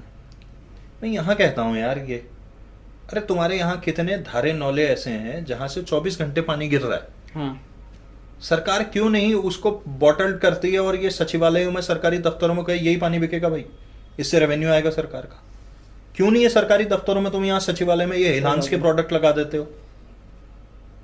तुम्हारे सरकार का ही तो है, हिलांस का प्रोडक्ट बिकेगा, मतलब गांव में बैठा हुआ जो किसान उसको उगा रहा है, जो उसकी प्रोडक्शन यूनिट में काम कर रहा है, उसकी आय बढ़ेगी। डायरेक्ट फायदा है। तुम नौकरी नहीं दे सकते इतने लोगों को, लेकिन उनको डायरेक्ट फायदा पहुंचा सकते। क्यों नहीं आप उनके प्रोडक्ट्स को कंपलसरी कर देते हो कि भाई राशन तो हर अधिकारी खा रहा है ना, आटा खा रहा है, दाल खा रहा है, जो भी खा रहा है, अचार खा रहा है, जैम खा रहा है, जेली खा रहा है, तो उसी का बोलो ना भाई, तेरा बता भाई कितना लगता है तेरा खर्चा, तेरी टेबल पे हर महीने 1 तारीख को आ जाएगा राशन, और ये पैसा सीधा गवर्नमेंट में जाएगा और गवर्नमेंट से उन लोगों को जाएगा। क्यों नहीं हम ये सिस्टम डेवलप कर रहे हैं? गलत कह रहा हूँ? नहीं नहीं, बिल्कुल सही बात है। आपके पास मार्केट तैयार है भाई, मार्केट तैयार है। क्वालिटी का होगी। आप दूध प्रोडक्ट्स को लेके 70% मिल्क उत्तराखंड में, मिल्क बेस्ड प्रोडक्ट, चाहे वो पनीर हो, दही हो, जो भी, वो अभी भी यूपी से आ रहा है। यानी यूपी अपने यहाँ की डिमांड पूरी करके तुम्हारे यहाँ भेज दे रहा है 70%, और तुम अपने यहाँ की डिमांड पूरी नहीं कर पा रहे। क्यों? ये आंचल दूध में काम करने वाले लोग आंचल का दूध पीते हैं कि नहीं, पहले इनका चेक करवाओ। कहीं ये भी अमूल का ना लाते हो थैला। सही बात है, बिल्कुल सही। बहुत जरूरी है ये। तुम काम आंचल के लिए करते हो, दूध अमूल का पी रहे हो। मुझे अमूल से कोई शिकायत नहीं है, अमूल के तो मैं उदाहरण देता हूँ उल्टा। उन लोगों ने गुजरात से, कुरियन सर ने जब शुरुआत करी थी, वो उनका सहकारिता का ही काम है। आज दुनिया में देखो यार, अरे वो दिन सोचो जिस दिन तुम्हारे आंचल दूध की ब्रांडिंग किसी क्रिकेटर की जर्सी पे हो। अमूल ने वो करके दिखा दिया। उन्होंने छाछ देती, लस्सी देती। अभी कल मैं देख रहा हूँ उनका प्रोटीन शेक आ रहा है, अभी 15 ग्राम प्रोटीन अमूल की लस्सी में। वो खेल रहे हैं उस पे, मार्केटिंग है सर, कर रहे हैं ना वो। तुम क्यों नहीं कर रहे हो भाई? मैं कर रहा हूं। एक बात बताओ, मुझे कहां जरूरत थी इलांस का नाम लेने की, आंचल का दूध लेने की? ये पैसे थोड़े दे रहे हैं हमें बोलने की। हम बोल रहे हैं ना। क्यों बोल रहे हैं? सिर्फ इसलिए कि अगर 150-200 लोगों को बात समझ में आ गई तो। मैं तो खुला दूध लेता हूं डेयरी से। हाँ, लोकल आदमी बना रहा है, वो पीछे ही है उसकी डेयरी, उसी से लेता हूँ। अब ये नहीं कह रहा कि मैं हर चीज में, मतलब अब कल से मैं खादी के ही कपड़े पहनने लगूंगा, कल को मैं मुंशियारी वालों से ही मंगवाऊंगा, वो ऐसा नहीं कह रहा हूं मैं। लेकिन मैं ये कह रहा हूँ कि थोड़ा थोड़ा कंट्रीब्यूशन जो भी हम दे सकते हैं, ये है। सर आपने बिल्कुल सही बात कही। मेरे हिसाब से जो लोकल के जो जितने भी आपके इंडस्ट्रीज है जो फल फूल सकती है, उनको सपोर्ट करना चाहिए। और जब तक मार्केटिंग सही से नहीं होगी तब तक लोगों तक कैसे होगा? और ऑर्गेनिक वो चीज़ें हैं जो आने वाले टाइम का मेरे ख्याल से फ्यूचर हो सकता है, क्योंकि इतनी ज़्यादा मिलावटें हैं, इतनी महंगाई में, आई गेस कि उस प्राइस रेंज में अगर हमें सही चीज़ मिल रही है तो ये वैल्यूबल है। मैं ये पूछना चाहूँगा कि सर आरजे बनते कैसे, और कैसे इसका ट्रेंड, मेरे को लग रहा है कि over the past few years बहुत ज़्यादा ये पॉपुलर होता जा रहा है। आप कैसे इस कल्चर को देखते हैं और आप कैसे देखते हैं, मतलब कि अभी के टाइम पे ये जितना भी रेडियो इंडस्ट्री है वो कैसे वर्क कर रही है? यार आरजे कैसे बनते हैं तो क्या बताऊं मैं। मतलब इसलिए कुछ ये वाली बात हो गई, course होता खिलाड़ी है? कैसे बनते हैं। अब कोई खिलाड़ी गरीबी में बन गया, कोई अमीरी में बन गया, किसी के बगल में कोई देख रहा था वहां से बन गया। मैं तो एक्सीडेंटल हूँ ऑनेस्टली बोलूँ, क्योंकि बागेश्वर जैसी जगह में 2004 में जब मैं फेल हुआ 11th में, मुझे क्या पता था आरजे क्या होता है। वो तो दिल्ली गए, नए रेडियो स्टेशन शुरू हुए थे, सुना, हमने कहा यार ये क्या होता है, या कोई बोल रहा है, गाने चला रहे हैं तो बहुत अच्छी चीज़। ऐसे कि इंटरेस्ट डेवलप हो गया। हालांकि म्यूज़िक वगैरह स्कूल में गाते थे, पहाड़ी गाने गाते थे, तो उस पर्टिकुलर फील्ड में इंटरेस्ट था। मतलब ये वही वाली बात है कि डॉक्टर बनना है, लेकिन कौन सा डॉक्टर बनना है ना, हाथ का, दांत का, नाक का, कान का, हर चीज़ का डॉक्टर अलग होता है। तो वैसे ही था कि भाई एंटरटेनमेंट के फील्ड में जाना है, लेकिन किस तरह का एंटरटेनमेंट। तो बाद में समझ आया कि ये वाली ठीक लग रही है, तो मैं तो इस तरह से आ गया। जहाँ तक आपका सवाल रहा कि रेडियो इंडस्ट्री, मुझे लगता है कि उसमें इनोवेशन की ज़रूरत है। जैसे ओहो रेडियो के माध्यम से हम लोगों ने इनोवेशन करी है कि भाई हम उसको ऐप पे ले आए, आज के हिसाब से बना दिया, और अब आप दुनिया में कहीं भी उसको सुन सकते हो। तो वो इनोवेशन की बहुत ज़रूरत है। जो मैं थोड़ी देर पहले कह रहा था कि हमारे रिसोर्सेज जो प्रकृति ने हमें दिए हैं उत्तराखंड वासियों को, उसमें इनोवेशन और टेक्नोलॉजी का इस्तेमाल होना चाहिए, तकनीक का। तो वैसा ही हमने रेडियो में किया। तो मुझे लगता है कि रेडियो में अभी बहुत ज़्यादा इनोवेशन की ज़रूरत है। एक ही तरह से चल रहा है। ज़्यादातर रेडियो स्टेशन का फोकस ये है, रेडियो पे उतना ध्यान नहीं है, वो डिजिटल मतलब फेसबुक, यूट्यूब की तरफ ज़्यादा हैं। तो मैं ये उनसे कहता हूँ कि फिर अपने आरजेस को आप उसी चीज़ के लिए हायर करो ना, रेडियो के लिए क्यों हायर कर रखा आप? सही बात है। आप उनको फेसबुक के लिए हायर कर लो, फेसबुक जॉकी रख दो उनका नाम, यूट्यूब जॉकी है ना, इंस्टा जॉकी ऐसे, और रेडियो जॉकी अलग रखो। जैसे हमने यहाँ मेंटेन किया, हमने एक बैलेंस बना रखा है रेडियो और डिजिटल में, कि रेडियो पे हमारी लिसनरशिप जो है, रेडियो वाले रेडियो सुनते हैं, और जो हमें सोशल मीडिया पे देख रहे हैं वो सोशल मीडिया पे अलग तरह से हम कंटेंट कर रहे हैं। तो दोनों का एक बैलेंस बना रखा है हम लोगों ने। जैसे अभी जय हिंद करके हमारा शो चल रहा है, तो कम्प्लीटली डिजिटल शो है। इसके अलावा बहुत सारे शोज हैं जो हमारे रेडियो पे चल रहे हैं, तो हमने दोनों में एक बैलेंस बना रखा है। तो ये है, और संभावनाएं बहुत हैं। संभावना तो हर चीज़ में संभावनाएं हैं, वही है। लेकिन मैं सोचता हूँ कि हमारे प्रदेश में भी लोगों को ये सोचना चाहिए, या जिस सिस्टम की हम बात कर रहे हैं, मैं बहुत ज़्यादा उम्मीद नहीं लगाता हूँ, लेकिन हाँ थोड़ी बहुत तो होती है।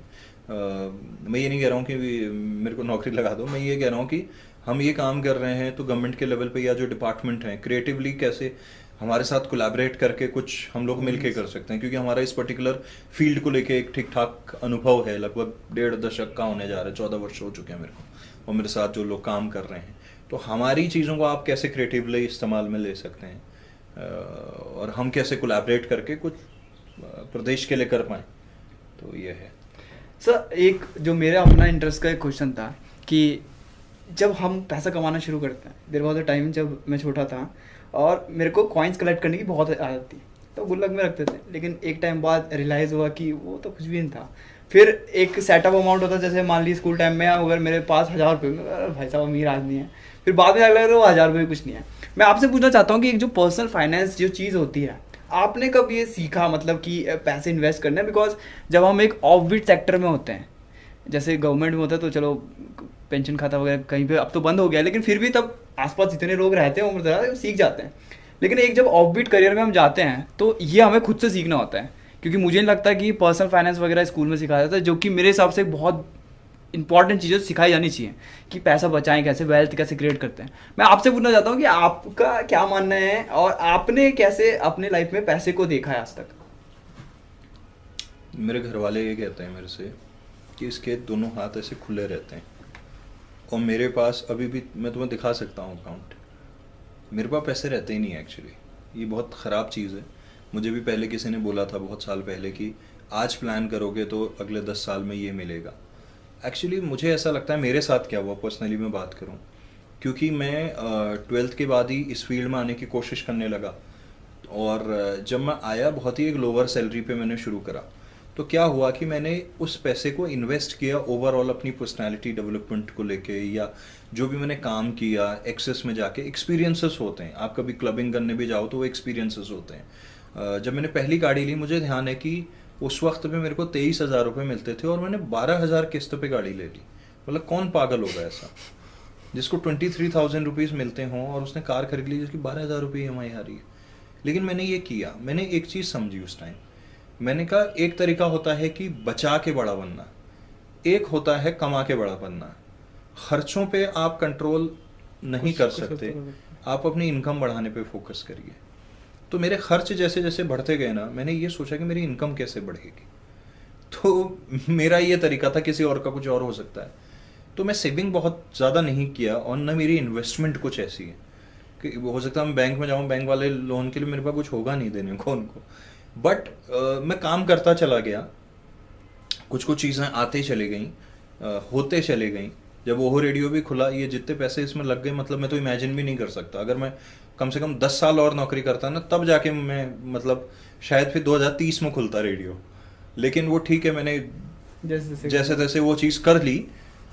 लेकिन अब मैं ये ज़रूर सोचता हूँ, अभी हमारी टीम में एक है बंदा, तो कल ही हम उससे बात कर रहे थे, वो जो है निफ्टी वगैरह में इन्वेस्टमेंट करता है। वो ऐसे कल आधे घंटे हमारी बात हुई गाड़ी में, तो मैंने कहा तू 1 साल लेट हुआ है, तू 1 साल पहले आया होता तो अभी हम कुछ पैसे बना लेते। बहुत ज़रूरी है वेल्थ क्रिएट करना। वेल्थ क्रिएट करना इसलिए ज़रूरी है पर्सनल एंगल पे भी, एंड अब जैसे हम ये आज संस्थान चला रहे हैं, एक वेल्थ हमारी रहेगी, क्योंकि यहाँ पे बहुत कुछ लगता है, हमारा हार्ट एंड सोल सब लगता है, फाइनेंसेस हो, एक सेकेंड ऑप्शन होना, एक उस तरह से वेल्थ वो होना। क्योंकि अगर मैं पर्सनली, मेरा घर चल रहा होगा, मैं खाना खा पा रहा हूँ समय पे, मेरी अपनी पर्सनल लाइफ सही चल रही होगी, तो मैं यहाँ भी और कंट्रीब्यूट कर पाऊँगा। अगर मैं डिस्टर्ब्ड रहूँगा ना, तो कहीं ना कहीं उससे ओवरऑल कंट्रीब्यूशन पे फ़र्क पड़ेगा। तो वेल्थ क्रिएट करने के सेकेंड एवेन्यूज, सेकेंडरी प्लान्स, उन चीज़ों के बारे में लोगों को सोचना चाहिए, करना चाहिए। गाइडेंस लीजिए कहाँ से। हम लोग शायद उत्तराखंड में इन चीज़ों से बहुत बचते हैं। हमें लगता है कि अगर हम अपनी वेल्थ किसी को बता देंगे तो इसको पता चल जाएगा हमारे पास कितने पैसे हैं। तो इसलिए जो है, मैं एक बड़ी इंटरेस्टिंग चीज़ बताता हूँ, वैसे बोलना नहीं चाहिए ये, बट मैं वैसे बोल रहा हूँ, मतलब ये उधार वाली बात से ना मुझे एक किस्सा याद आया। अभी ये बहुत सारे ये नहीं चल रहे हैं, ये जो ऐप वगैरह, ये क्रिकेट के, वो क्या होता है, रमी वाले, वो फैंटेसी स्पोर्ट्स। तो मेरी बहन जो है, उसका भी लगा है लॉटरी 1 करोड़ की। अब ये मेरे से मांगेगा पैसे, मेरे पास भी नहीं है वो पैसे। तो बेसिकली क्या है, वो हिमाचल रहती है, मतलब उसका हस्बैंड आर्मी में मेजर है। तो उनका जो उनको ऑब्वियसली वो ऑफिसर है तो उनको बडी मिलता है, तो वो दिन में टाइम होता होगा तो वो बडी जो है गुरखा में है मेरा ब्रदर इन लॉ, तो वो ऐसी मजाक मजाक में खेलते होंगे। तो मेरी बहन ने एक दिन ऐसे ही बोला, ये तुम दोनों क्या करते रहते हो, तुम्हारे है ही नहीं तुमको। और जबकि मेरी बहन ना क्रिकेट फॉलो करती ना कुछ, तो उसने ऐसे बोला, आज मैं ऐसे संडे का दिन था शायद, ऐसे तुक्के में, मतलब उसने पहली बार, उसको तो आइडिया भी नहीं था, उसने कोई 49 रुपीज़ लगाए ऐसे, उसने बोला देखो आज मैं ऐसी मजाक में कि ये दिन भर ये दोनों बात करते रहते थे, ओए तेरे कितने निकले, ओए तेरे ऐसे, मेरा ब्रदर इन लॉ उसका बडी।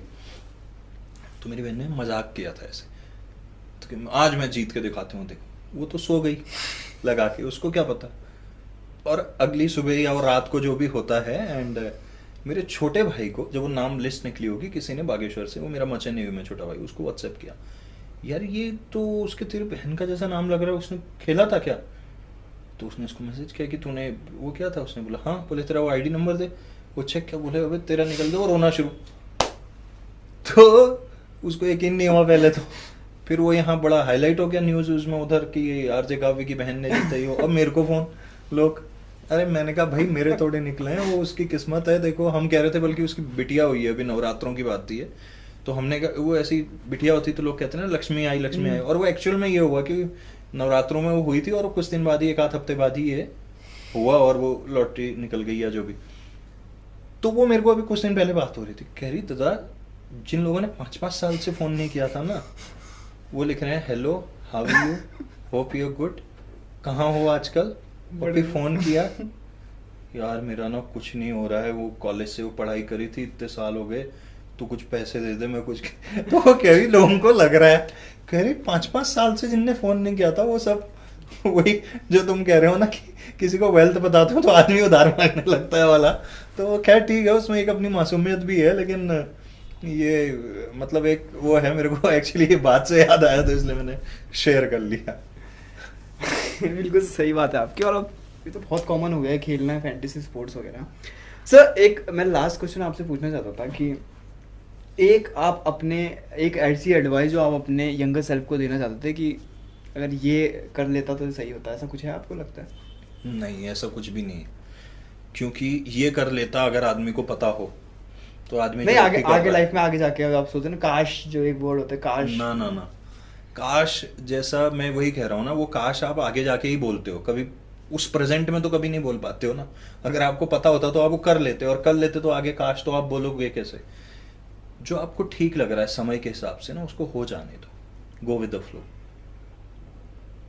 क्योंकि आप इतना डिसाइड नहीं कर सकते।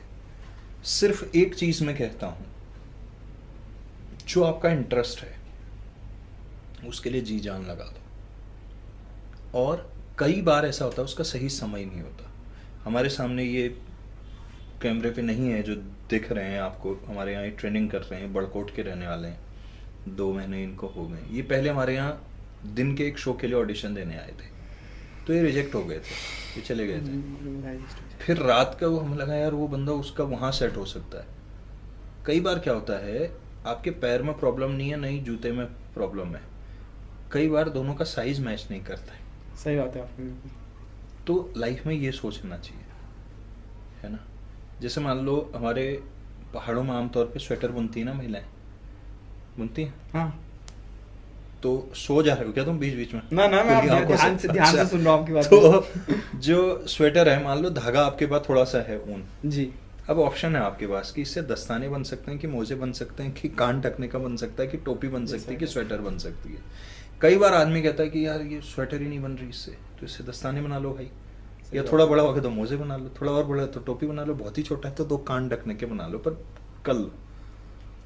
तो धागा तो वही है, टैलेंट भी आपके पास है, आपको ये देखना है कि उस वक्त मैं क्या कर सकता हूँ, और लेटर ऑन जो आपका टारगेट है, मान लो आपको स्वेटर ही बनानी, तो धागा आपको थोड़ा बढ़ाना पड़ेगा, मेहनत करनी पड़ेगी। भागो मत। धागा कम है तो उससे ये मत सोचो कि इससे कुछ नहीं हो सकता, कुछ तो हो ही जाएगा, उंगली ढकने लायक तो हो ही जाएगा। मेरे को ध्यान, हमारे स्कूल में एक बच्चा था, वो रोज ना, जैसे वो हाईनेक चली थी उन दिनों बड़ी नई, मैं कहा ये रोज कहाँ से ले आ रहा नहीं हाईनेक। बाद में पता चला एक दिन वो हाईनेक नहीं लाता था, उसकी मम्मी ने उसके खाली गले बुन रखे थे, और ऐसे यहाँ तक होता था, गले से ठंड लगती है बोलते थे ना, तो ऐसे और यहाँ से ऐसे, कभी नीला, कभी पीला, कभी हरा, कभी गुलाबी। हमने कहा हम एक चला रहे हैं, ये रोज नया ले आ रहा है। ये तो मार्केट में भी नहीं है फैशन। इतने कलर ऑप्शन। तब उसने बोला कि मेरी मम्मी ने क्या किया, थोड़ा थोड़ा करके गले बना दिए सबके, रोज नया गला लगा के आ जाता था अंदर। तो आज कभी किस्सा बताते ना, बड़ी हंसी आती है इस बात पे, लेकिन मैंने कहा यार ये भी इनोवेशन है, बताओ। ये तो सही इनोवेशन है। वो हंस रहा है वहाँ। पहाड़ों में ऐसे किस्से होते हैं ना। सर कोई आप लास्ट में जाते जाते कोई ऐसा किस्सा सुनाना चाहेंगे जो किसी जिसे आप मिले सुना रहा हूँ तब से। नहीं, कोई बहुत ही खास जो कि कभी सुनाया ना हो आपने, किसी के साथ मिले हो, कुछ बात हुई हो ऐसी। तो तुम्हें क्यों सुना वो वाला जो अभी तक नहीं सुना? मेरे को नहीं, दर्शकों को जो आपको देख रहे हैं। ऐसा अभी ऐसे कुछ याद नहीं आ रहा हो, तो बातों से ही बातें निकलती हैं, बाकी जो याद नहीं आ रहा उसको जाने तो। सर मुझे बहुत अच्छा लगा आपने पॉडकास्ट किया, और एक बार आपको बताएं कि वो रीति रिवाज क्या है, एक बार वो लाइक शेयर सब्सक्राइब बोल लीजिए। यार डिसलाइक का बटन तो है नहीं इसमें, तो आप अब लाइक ही कर लो, ऑप्शन यही है आपके पास। लाइक, कमेंट और शेयर जरूर कर लेना अगर ठीक ठाक लगी हो बातचीत। बहुत लंबी होगी मेरे ख्याल से, 1 घंटे के आसपास हमने बातचीत करी। ये जब शुरू हो रहा था तो ये कह रहे थे कि मैंने कहा कितनी देर चलेगा, कह रहे जितनी देर बोल पाओगे। तुम्हारे टीम मेंबर गए तो 8 घंटे बोल लेंगे, तुम अपना सोचो है बैटरी चलेगी कि नहीं। तो आई थिंक वही ये हुआ है। एंड थैंक यू आप सभी लोगों को देखने के लिए, और अगर पसंद आई हो बातचीत जो भी, तो लाइक कमेंट शेयर कीजिएगा, गालियाँ मत लिखिएगा, हम ब्लॉक कर देंगे और डिलीट और कर देंगे, सबूत ही मिटा देंगे तुम्हारा हम। अगर तुम चाहते हो कि तुम्हारा नाम दिखे तो अच्छा सा कमेंट कर देना उसमें, है? और क्या है बाकी, डाउनलोड दी ओहो रेडियो ऐप, एंजॉय दी पहाड़ी म्यूजिक है पहाड़ी मतलब लेनो तुम्हें दगर में। नमस्कार, पहला प्रणाम, मेरा नाम छो आरजे काव्य, और उत्तर का उत्तर शो सुनते हैं आप उत्तराखंड के पहले डिजिटल रेडियो स्टेशन ओहो रेडियो पर। जो तुम शुरुआत में मेरे से रिक्वेस्ट कर रहे थे वही मैं अभी बोल रहा हूँ। तो क्षेत्रीय भाषा में बोल दीजिएगा जो आप। वही यार, सबको नमस्कार, पहला प्रणाम। और मैं दगड़ में तुम राती 7 बजे बटी 11 बजे तक ओहो रेडियो सुनचा, और देहरादून उत्तराखंड देश दुनिया में लगभग 1000 बे ज़्यादा लोकेशनों में अब अपन लोग ओहो रेडियो के सुनने छा। बहुत बहुत धन्यवाद, ये जो प्रेम जो सपोर्ट आप लोगों करो वीली जी, बहुत धन्यवाद। और वही कि तुम अगर साथ देने का वादा करो, मैं यूं ही मस्त नग में सुनाता रहूंगा। क्या बात है, क्या बात है, बहुत बढ़िया सर। सो इसी के साथ हम इस पॉडकास्ट को एंड करते हैं। उम्मीद करते हैं कि सबको मजा आया होगा, और सर के हैंडल्स हम डाल देंगे, वैसे जरूरत नहीं है, सर तो वैसे भी पॉपुलर हैं। डाल दो यार, अभी तो डाल ही देंगे हम, तो आपको कहेंगे आप उल्टा डालो हमारे। तो सर को जरूर फॉलो कीजिएगा आप, और अगर आपने अभी तक डाउनलोड नहीं किया है ओहो रेडियो ऐप, तो प्लीज़ जाके जरूर से डाउनलोड कीजिएगा। और क्योंकि अगर आप उत्तराखंड से और उत्तराखंड के बाहर से भी हैं, तो भी आप एक्सप्लोर कीजिए उत्तराखंड के कल्चर को, गाने को, और भी काफ़ी सारी चीज़ें आपको सुनने को मिलेगी ओहो रेडियो ऐप पे। Thank you for watching this video.